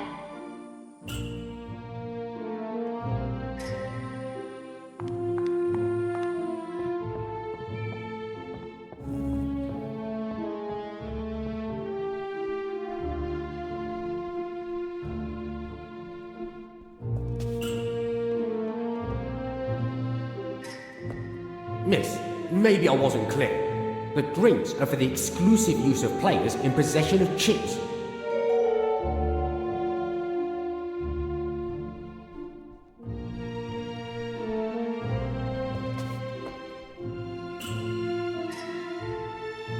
Miss, please give me another number, immediately. I feel like it's the right time.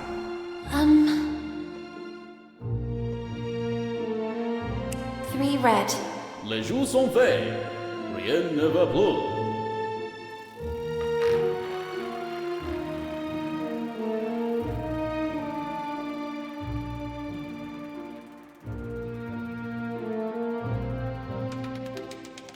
Eight black. I'm very sorry. Alas, miss. I repeat that what you need is a heck of a good luck charm.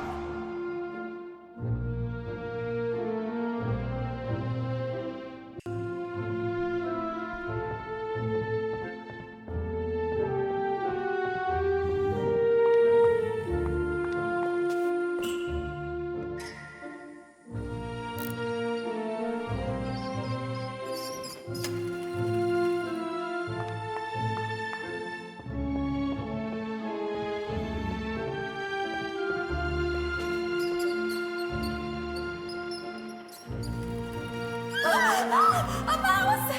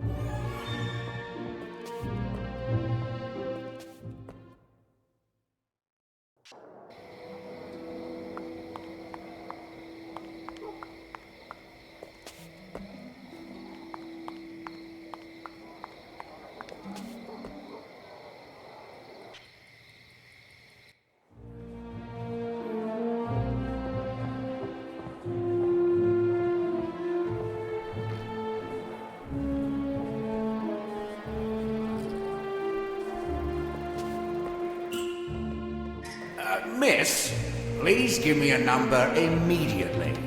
Who knows? You might bring good luck. 10 black. Les jours sont faits. Rien ne va plus.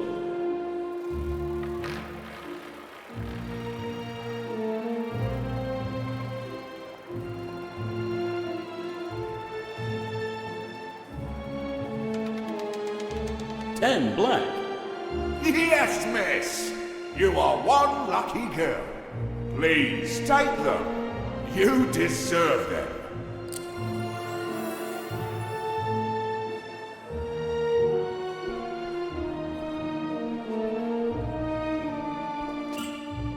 Here, take them. Alright. But I've always thought that alcohol isn't good for you ladies. It makes you all flirtatious.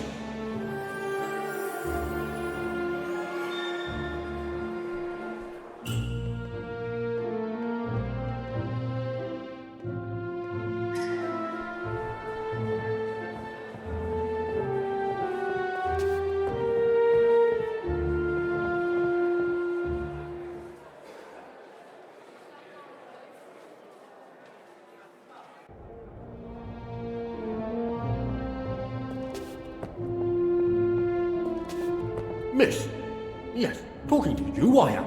Where to go, you believe? Huh? I have to meet Lord DeWitt. I think it is... This is the VIP lounge. Enter only for those with the right pass. If you don't have the passing, I can't let you pass. I mean, if you don't have to leave, I can't pass. Ah, damnation. If you don't pass with the pass, I can't pass over your pass without pass. I think I understand. In short, you need the pass.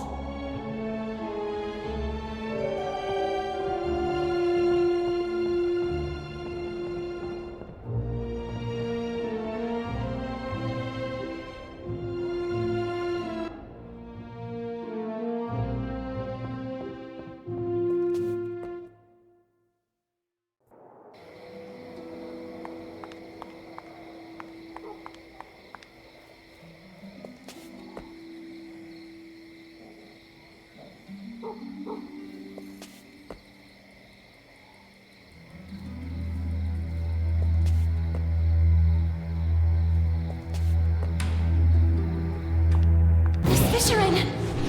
You must excuse me. Okay, I'm leaving. There must be a way to distract her.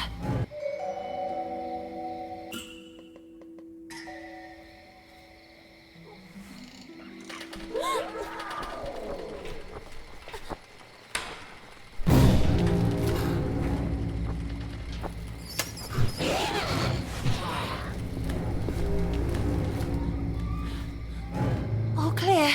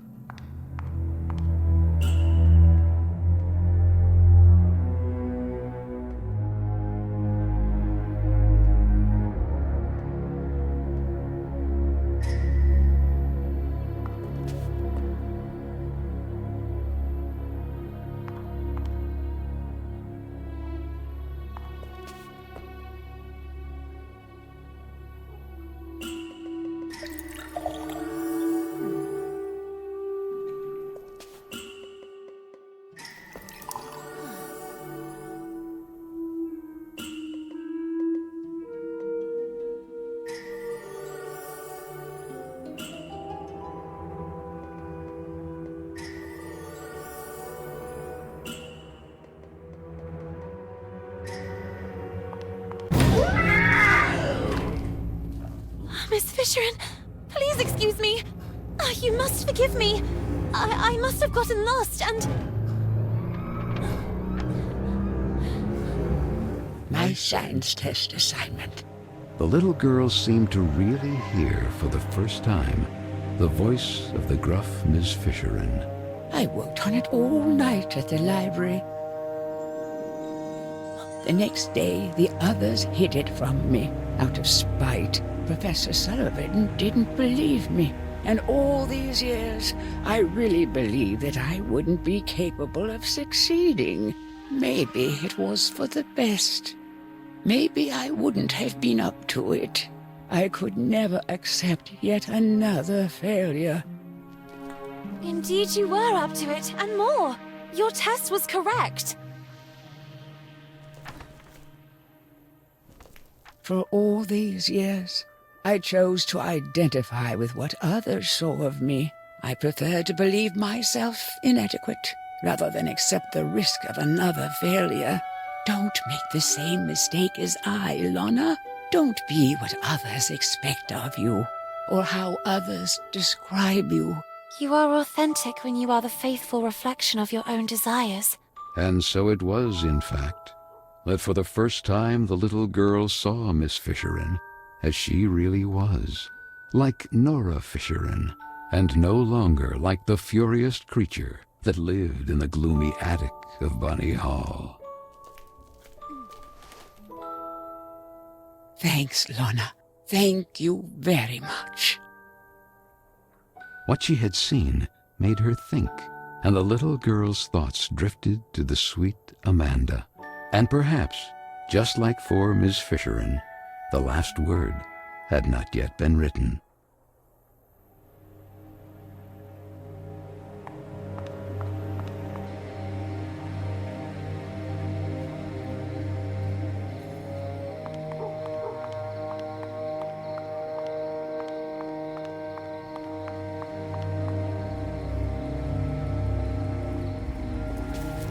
Miss, where do you think you're going? Well, I was looking for my knight of this evening, Lord DeWitt. That scoundrel DeWitt. He will certainly be in the VIP lounge. But, well, do you see this? Access is only permitted to holders of this pass, and I happen to be one of the few to have it. Do you want to know why, miss? I'm surprised you didn't get there on your own. Are you perhaps a little dumb? I'm a great seducer, among the most renowned in the country.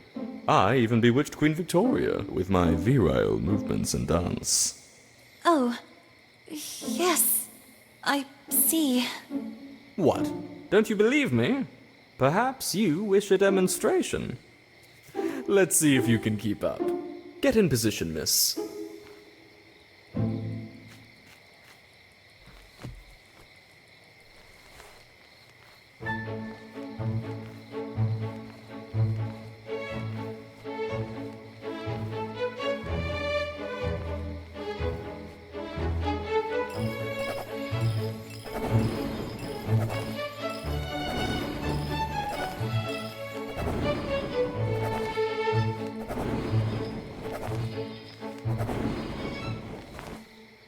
Miss, the trick is to stay fit.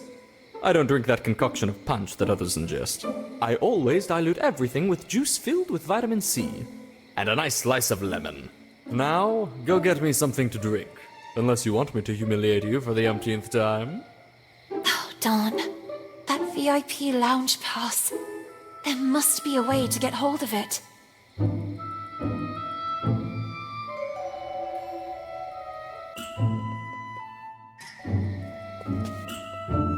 Miss, you are really dumb. I repeat, I don't drink that concoction of punch that others ingest. I always dilute everything with juice filled with vitamin C. And a nice slice of lemon.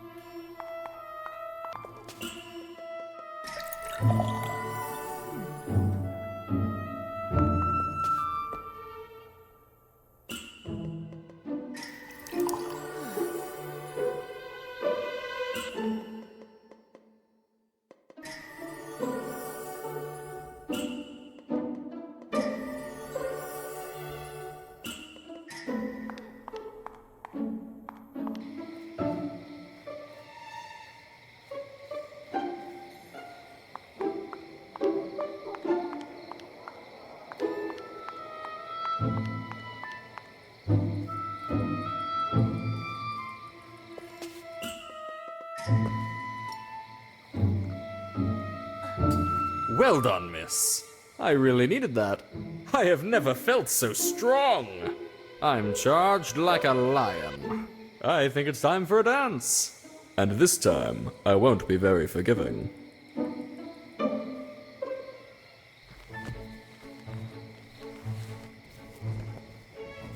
Charged. Like...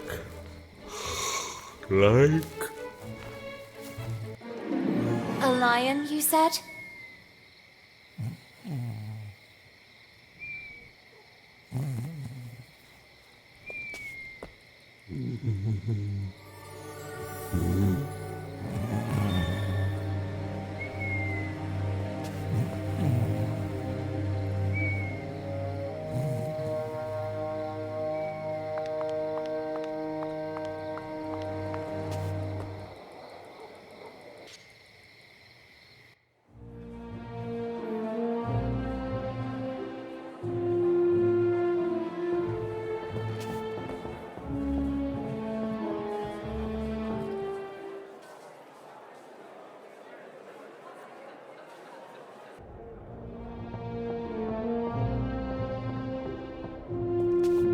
Miss?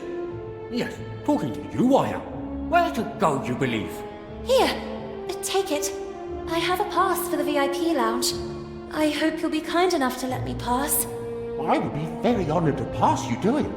But I mean, you may pass.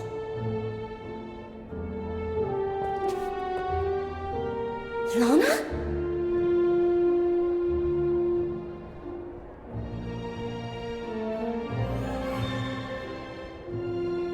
Miss Benton. You look even more radiant in this dress. I hope you like it. Would you favour me with a dance? I really admire your rebellious nature. Thank you. Nevertheless, on your beautiful face I still see sad eyes. Are you not happy? Oh, well, yes. I think so. Such enthusiasm. What troubled you? Tell me. I do not know. I'm worried about a friend. I understand. I should have the strength and courage to let go, but I can't. I also don't know if I'm doing the right thing. You mean standing here by my side? No, it's not that. You are a good man.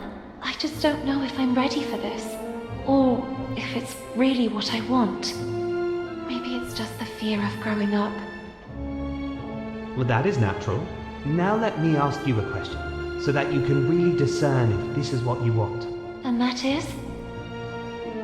Miss Benton, could you imagine yourself next to me?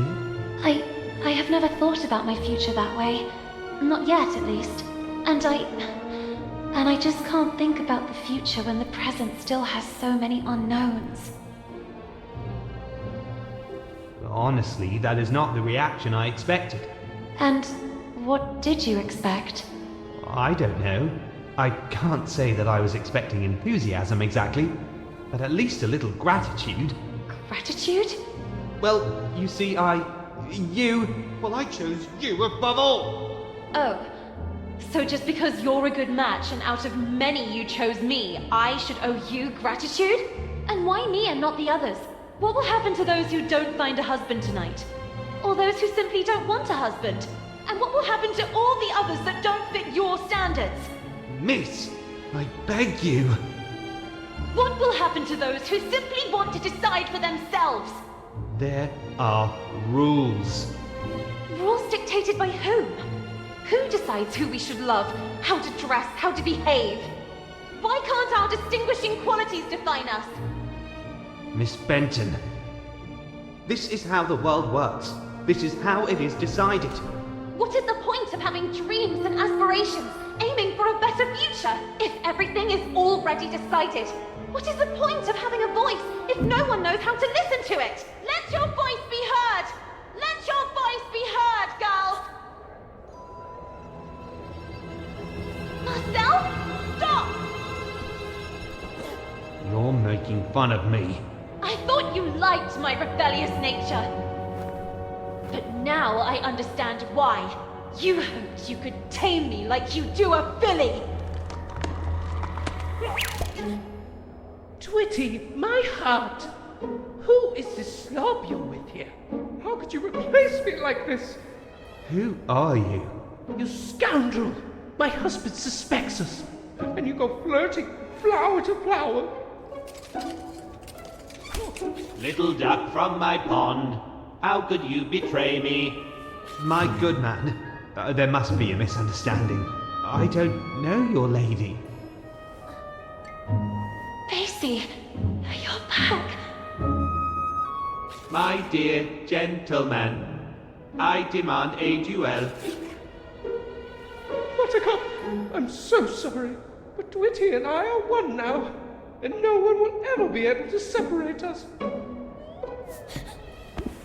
I love him! Duel, duel. Thank you, Pacey. Thank you with all my heart.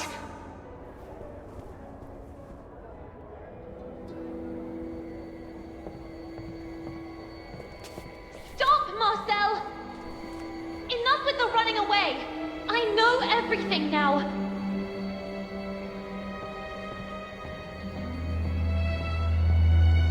Where's Carole? What did you do to her? The little girl couldn't believe her eyes. You're a girl. I'm just Marcel. What happened to Carole? That's what I'm trying to understand too. But the other day, what were you doing near the theater in the basement of Bunny Hall? I saw you. I was stalking a shady figure. There was a nauseating stench down there. They were throwing things into the fire.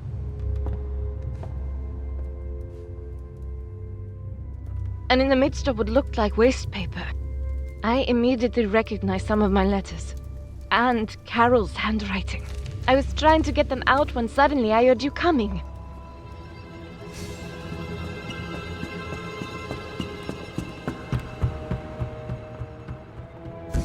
But then you two...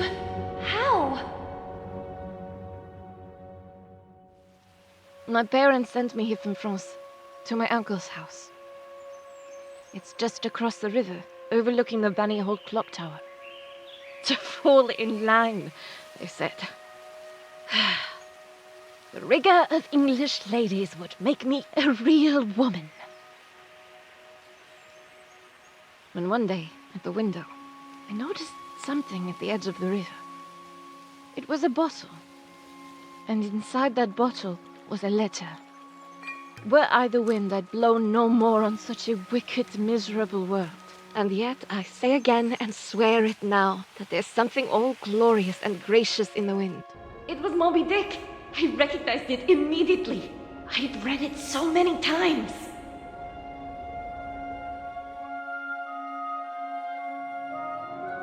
So I decided I would find out who its writer was. And so it happened that one day, on the occasion of an open door event, a reading group meeting was being held at Bunny Hall. And then, she appeared. Were I the wind, I'd blow no more on such a wicked, miserable world. And yet, I say again, and swear it now, that there's something all glorious and gracious in the wind. It was her. It was Carole.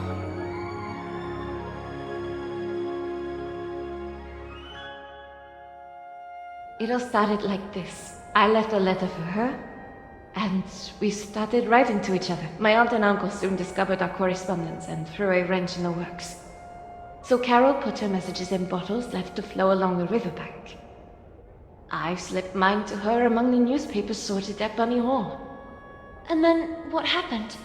We planned to run away together and join the suffragettes. I was waiting for a message from her in the usual bottle, in which she would establish the time, the method, and the signal. But that message never arrived. That letter! I saw it! It was in the flames! Someone must have found it and made it disappear, trying to cover up everything else. But who? What do you think really happened to her? Nothing good, I fear. Especially after finding these in the heater. Carole's glasses. Then you took these out. One moment. Now I remember. It's not the bottom of a glass, but the missing lens. Vicky and the others were right then. Frank. Duel. Duel.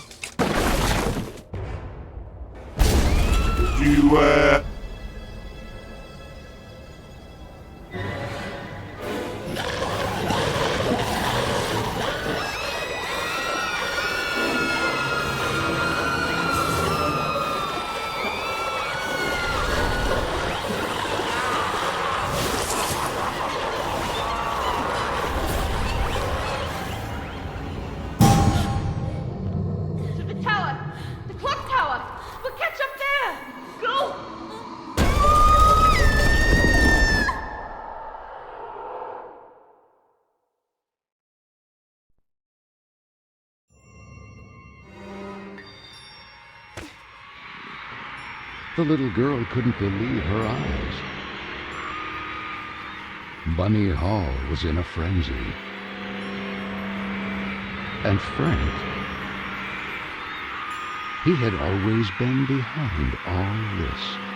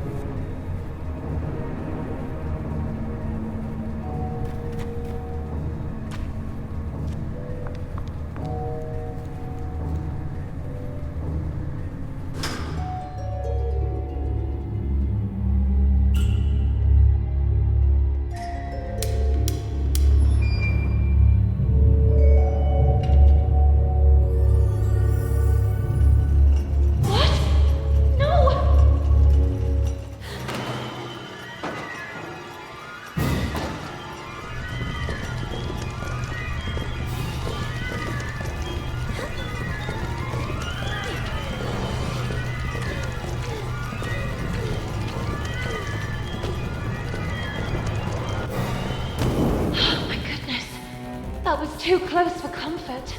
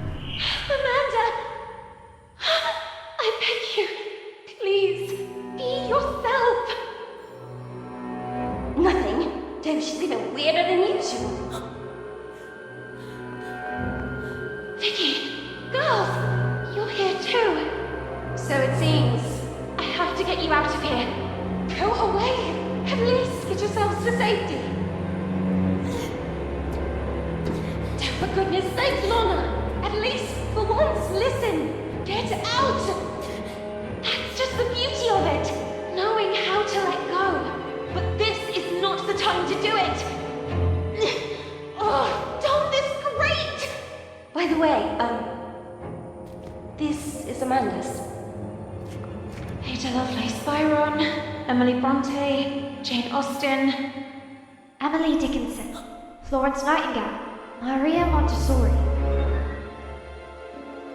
Harriet Martineau, Hypatia, Harriet Tubman, Marie Curie, Virginia Woolf, Emily Pankhurst. Amanda, you're back! I am sorry. I'm sorry I gave in. Now go! Find Carole! Stop all this! We'll be fine. She's right! Get out! But... Lana, I won't forget. Now go!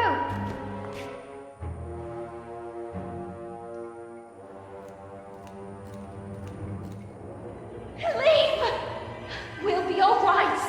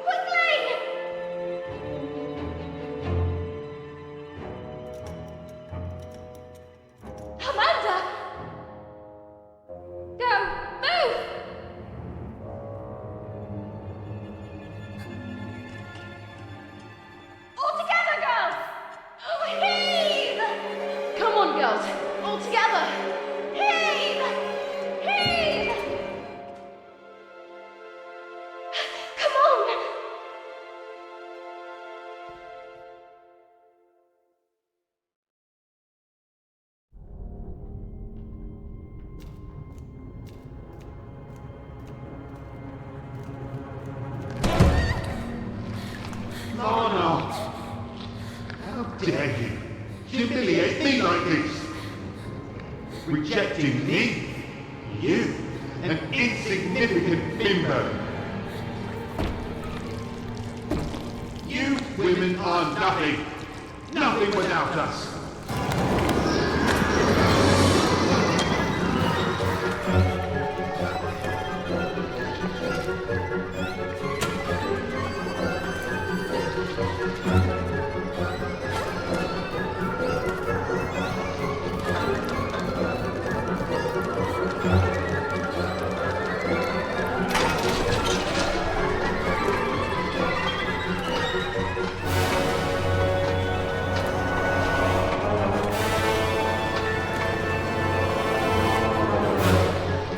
Lana, quick! Grab the rope! I'll pull you up!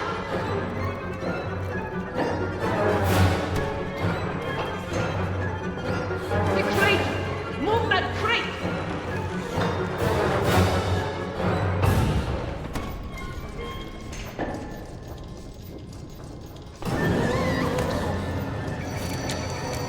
I'm sorry, but you're not my type!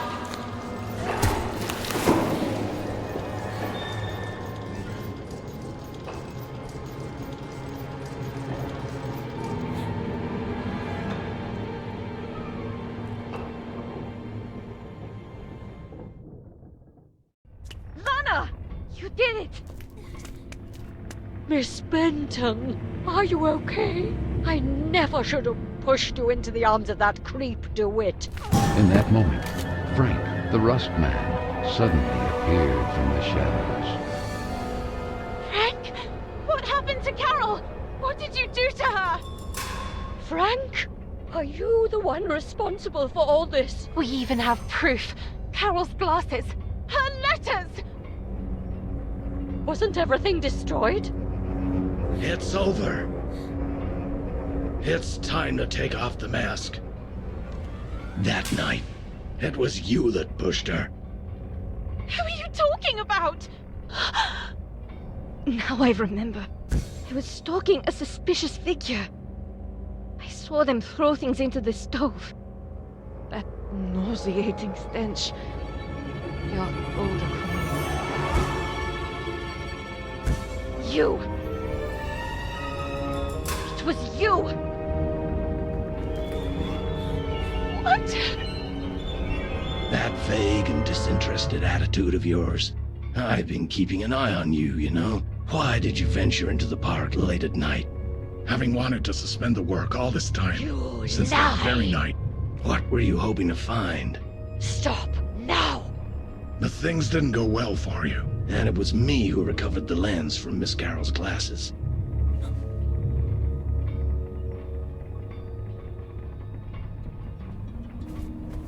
I know how much she meant to you, Miss Lana. And I'm sorry. I'm really sorry. It was an accident! Miss Hinman! And you couldn't just let it go and behave like a lady. Not even the advances of a rich young scion persuaded you to give it up. The best any woman could aspire to nowadays. I had no such opportunity, but you did, and you threw it away. Carole, Carole, Carole! Always Carole! And that other stupid girl, she went looking for trouble.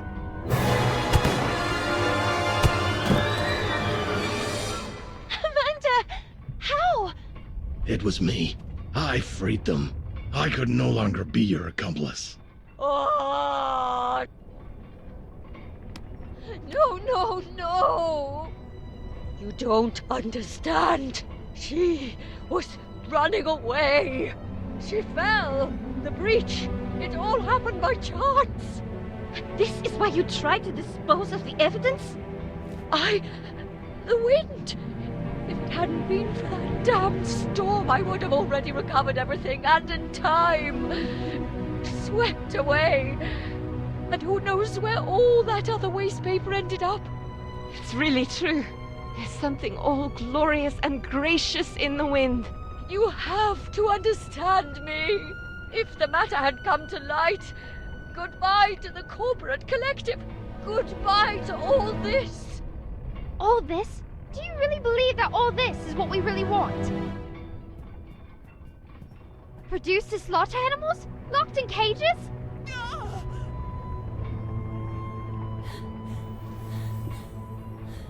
We're not rabbits! We will never be rabbits. And you know what really disgusts me? That it was another woman who developed such a plan! How sad. You will remain a tiny and insignificant stain of ink used to write about great women who actually changed history. You, on the other hand, history will forget about you.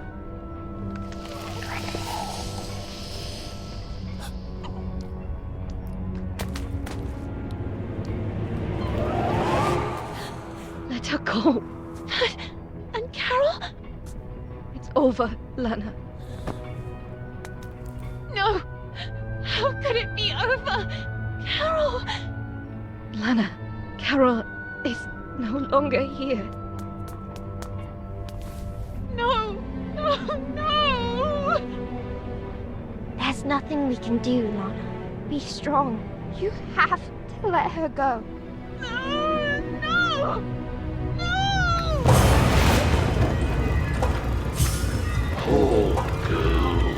So small and inadequate that you can't even accept it. When will you learn that every action has a weight and a consequence? You really have no intention of growing up.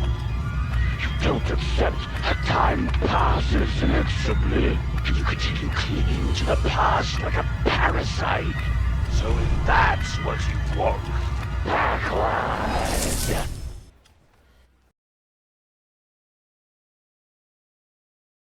Sweet French, I am writing this letter in the hope that you will receive it. I have decided to leave this place, once and for all. Here at Bunny Hall, I won't be able to have the future I want. My fate is already sealed. Tonight, precisely 5 minutes from midnight, I will fly a kite in the sky. Look at the clock tower, and you'll see it soaring there. This will be my signal to you that I'm ready to leave this place behind, forever. I've studied Frank's movements. The disinfestation work starts 5 minutes before midnight. 5. Frank detonates a first explosion north of the park, just beyond the gate. 4. This time, there'll be 2 explosions, one in the east and one in the west at the same time. 3. Finally, one to the south on the far side of the park.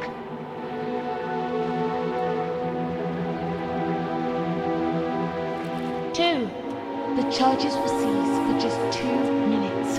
Meanwhile, as Frank makes his way towards the gate that from the park leads back to Bunny Hall, it will remain open.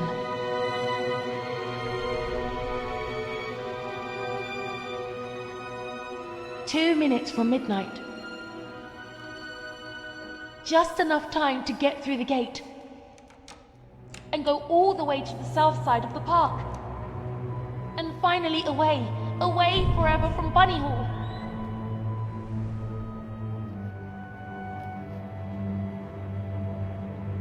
One, Frank will close the gate behind him. That will be the point of no return. Carole! What do you think you're doing, miss? No!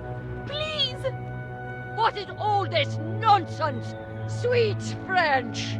That letter! How? You couldn't really be planning to run away like that.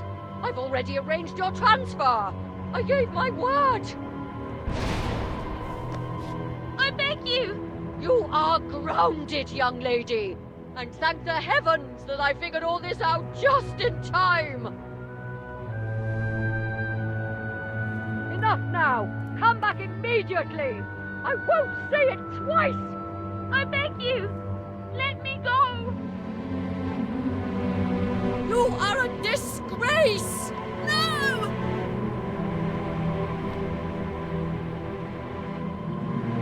Carole! It was too late.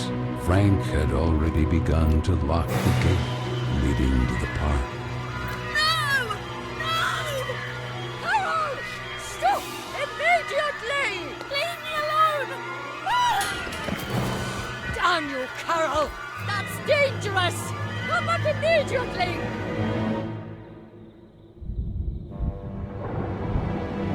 Carole! No!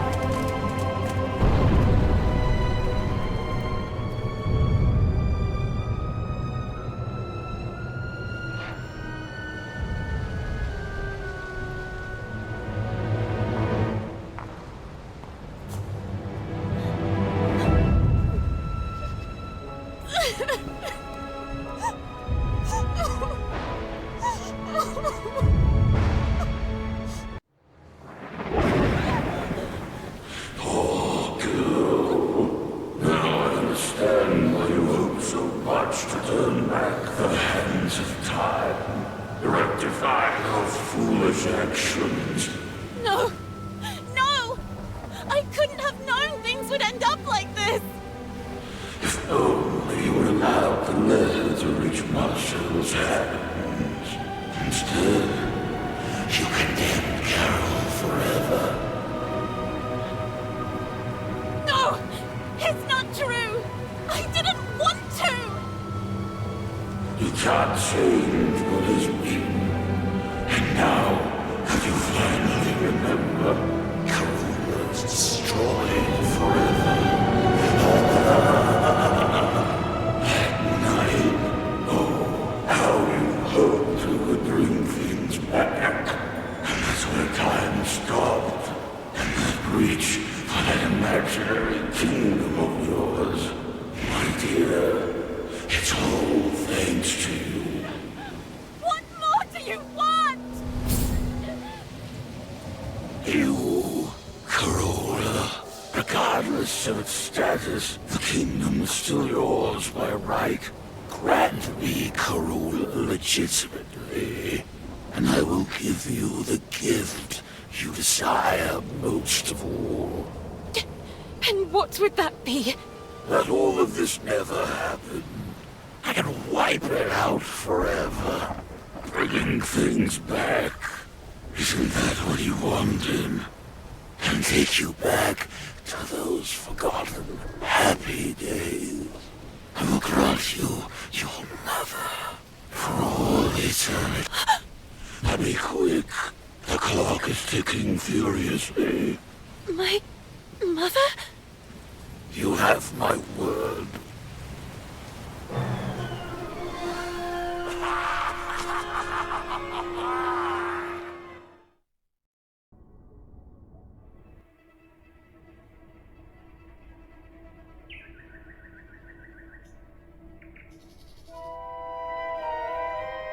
The little girl came too. The place immediately seemed familiar to her, and she began to look around. Yet her memories before that were hazy, so much so that she couldn't explain how she got there.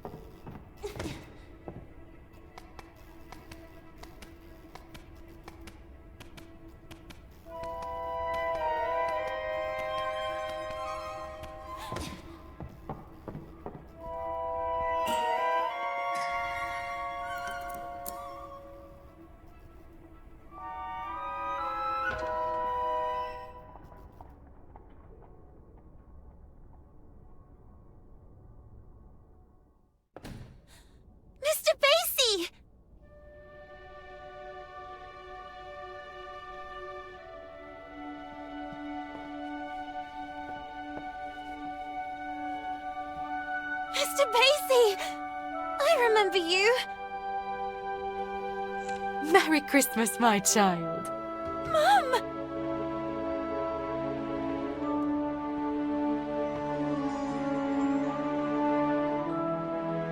I knew you would remember him. You wouldn't leave him when you were little. Do you like his new outfit? Now he's a real English lord! I didn't have time to finish his umbrella. I had to sew his head back on. Last time you almost tore him to pieces.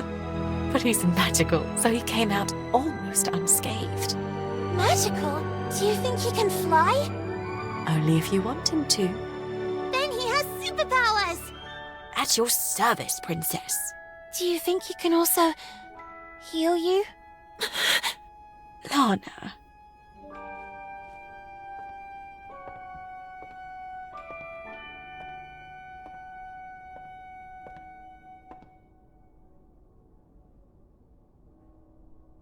Whatever happens, never keep clinging to the past, trying in vain to change it.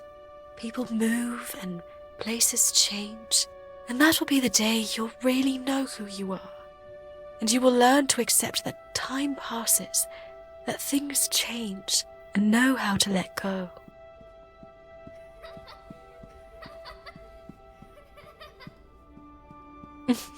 And when you least expect it, you will see me in every choice you make, in the smallest gesture. Even if the sails aren't hoisted, it doesn't mean the wind isn't already blowing.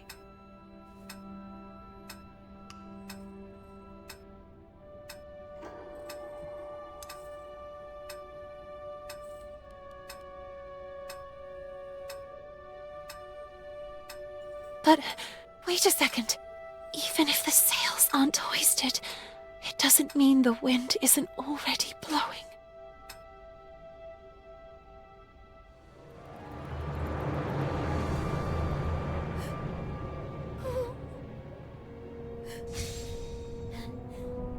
Let me go! Miss Benton, you must come with us. No, please! Mom! The umbrella is not finished yet! Miss, it's too late, and you should accept it. Your mother is no longer here. You have to let her go.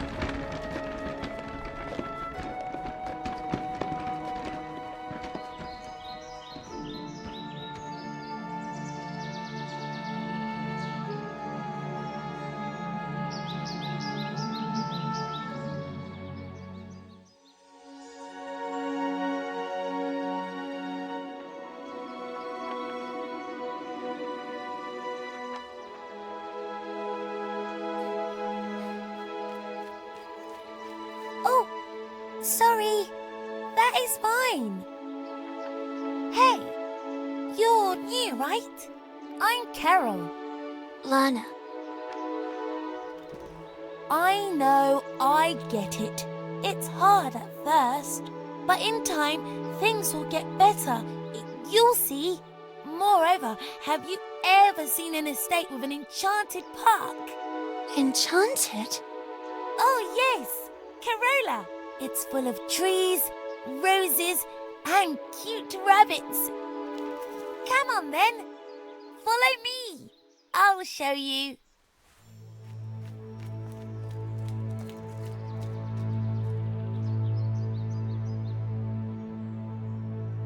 Three, 2, 1, 0. Isn't it beautiful? Yes.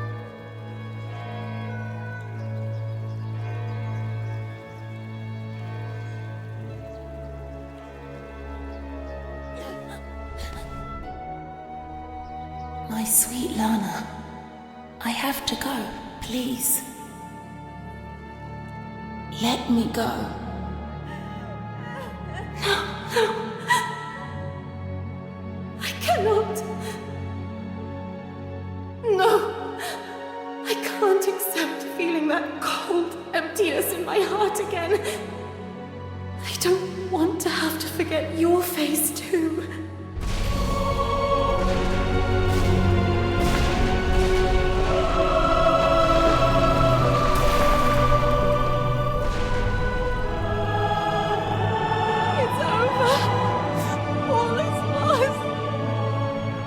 No!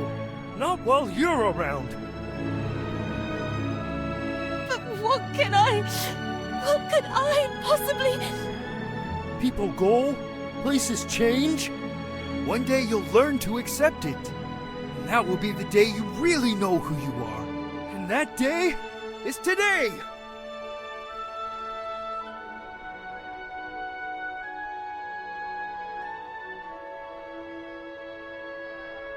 Maybe time never stopped completely. You made me a warrior. You made me like this. You completed it for me. Be the hero of your own story. You have my sword, princess. Reclaim your kingdom.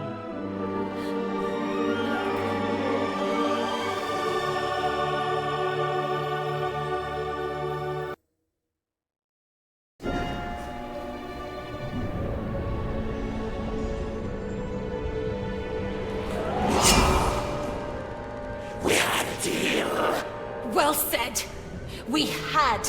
I was wrong to allow you to corrupt the memories of a kingdom that I myself created, and in which I took refuge, as if in an eggshell, unable to accept my actions, or that time passes whether you wanted to or not. But you missed a detail, Mr. Keen. That would be... Like Corolla, you too are a figment of my imagination!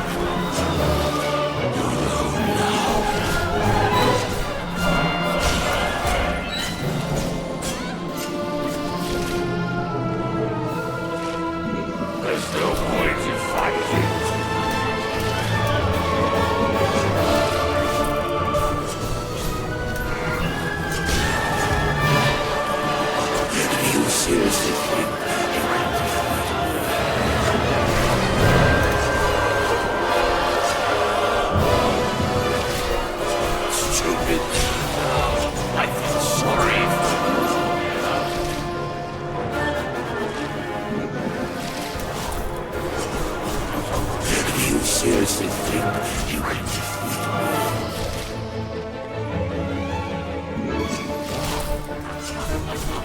There was no point in stopping time. Things can't change.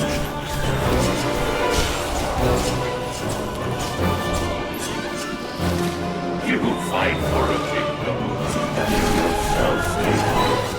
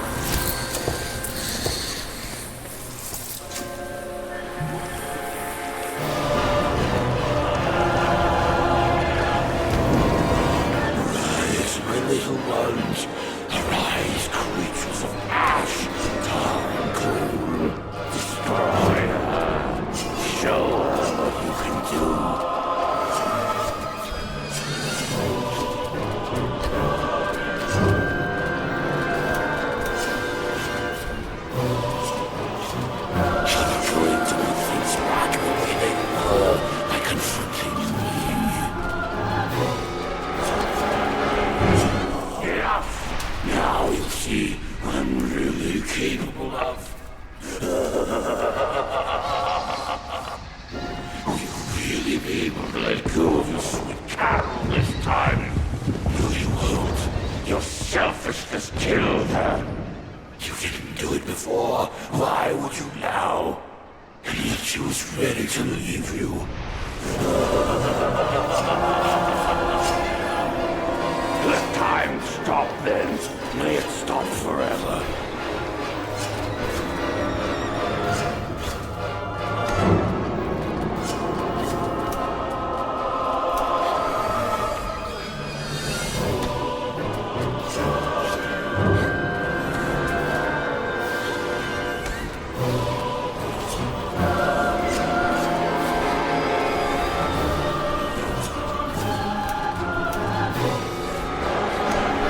There's no point in fighting.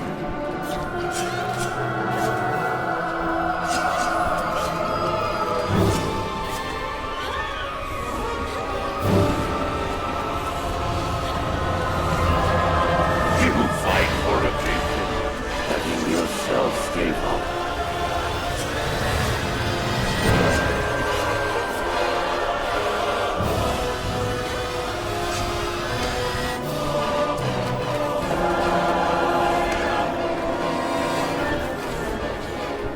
Do you really think you could stand up to me, little girl?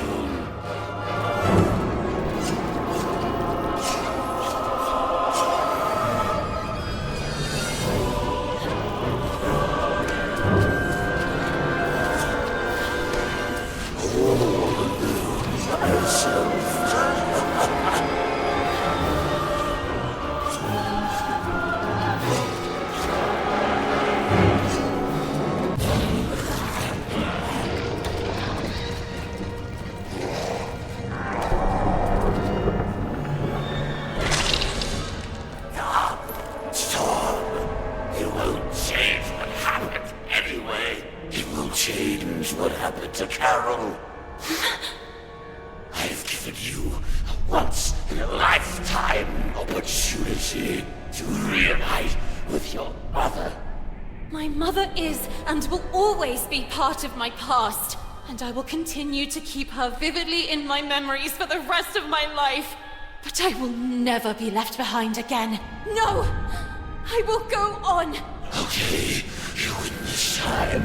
Corolla will be allowed to flourish again, but the breach will remain there, unchanged, over time.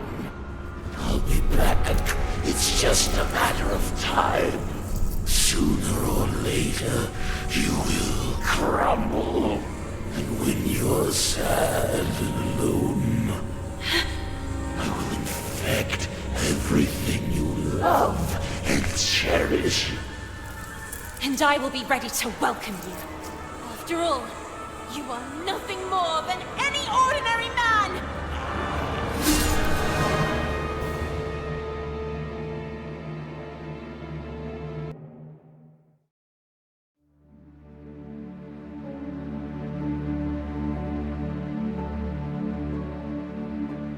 Why do I feel like I'm reliving a moment I've already lived? You, me, on this bench, all of this. Casey, I'm sorry. It's my fault. Corolla, it's too late. It's never too late. Look, there is no seed that goes to waste. If it thrives in a freshly bloomed flower, so Corolla will flourish again. And I, with you by my side. No, Princess, you said it right. This is not your place. It's time for you to return home. To your real home. It will be up to me and the other spirits to restore the kingdom of Corolla to its former splendor. The time has come to say goodbye. A handshake and off we go? I really don't know. Goodbyes have never been my thing. And what if you need me? I know you'll always be there, because I can feel it strongly inside me. And now? What will you do? What does such a small and inadequate girl do in a world made of ash, tar, and coal?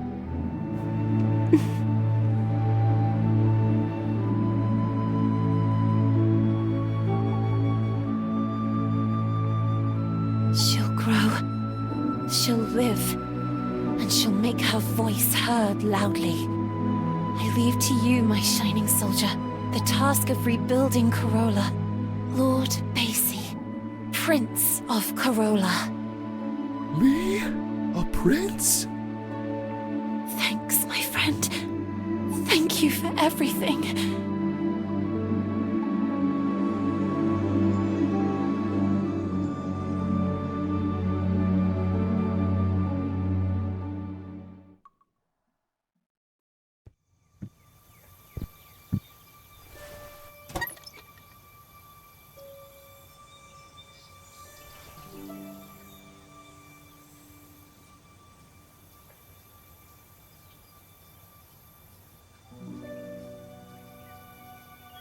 Sweet Lana. This is Marcel. I'm just arrived in London. I can feel her, you know?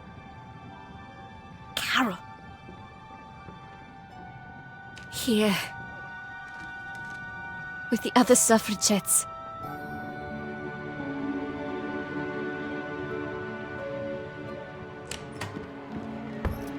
Ready?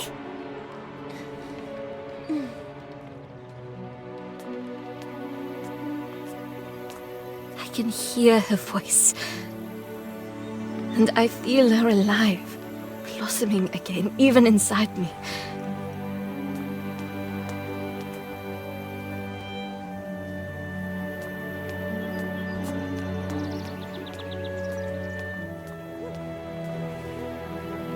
It really is true. There is no seed that goes to waste if it thrives in a freshly bloomed flower.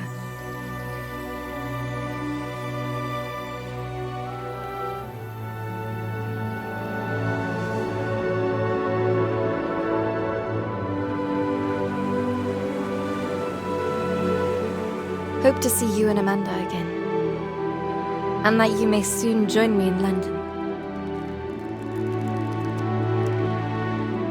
It's true that here on the streets, when the wind picks up, it's frigidly cold.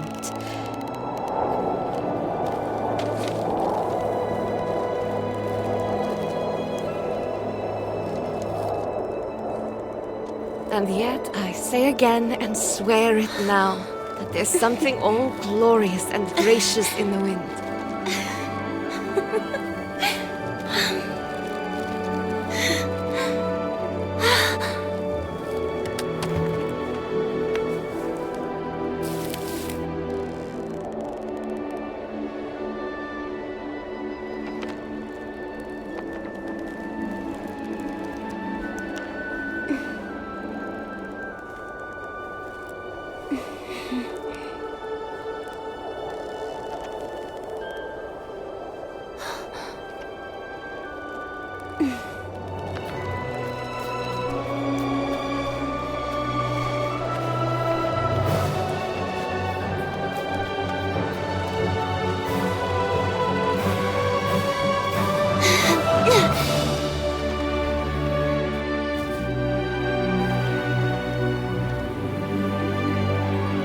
After all, what did Carole always say?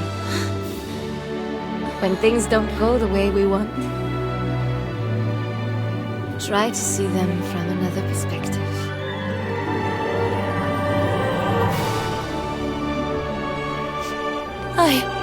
Sweet Carole.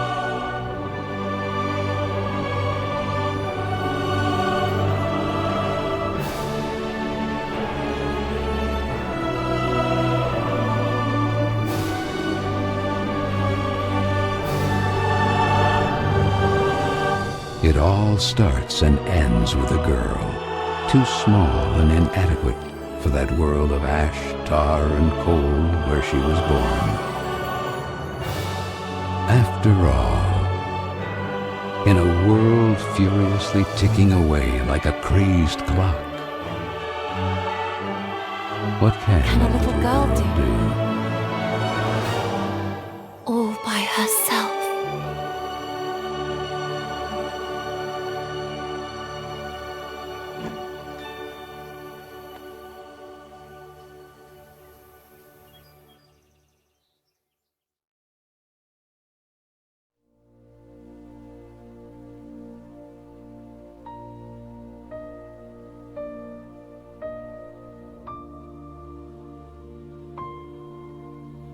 A voice is gently lingering.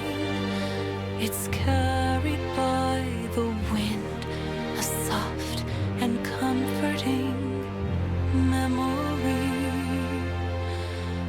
I will make a loving promise that I will carry on and brave these storms. Tell me where this river flows. My heart is beating faster. I will find my way on. Let your voice be heard now from the highest mountain. We won't fall and give into despair. We're about to fly. Can you hear me? Your voice, you're gently whispering, sharing secrets, building dreams. You trust in me. I am blooming like a rose. I'm sparkling like the stars above. I'm finding my own way. There's a risky path to share. Our courage will not leave us. We will bravely face this nightmare. Let your voice be heard from the highest mountain. We won't fall and give into despair. We're about to fly.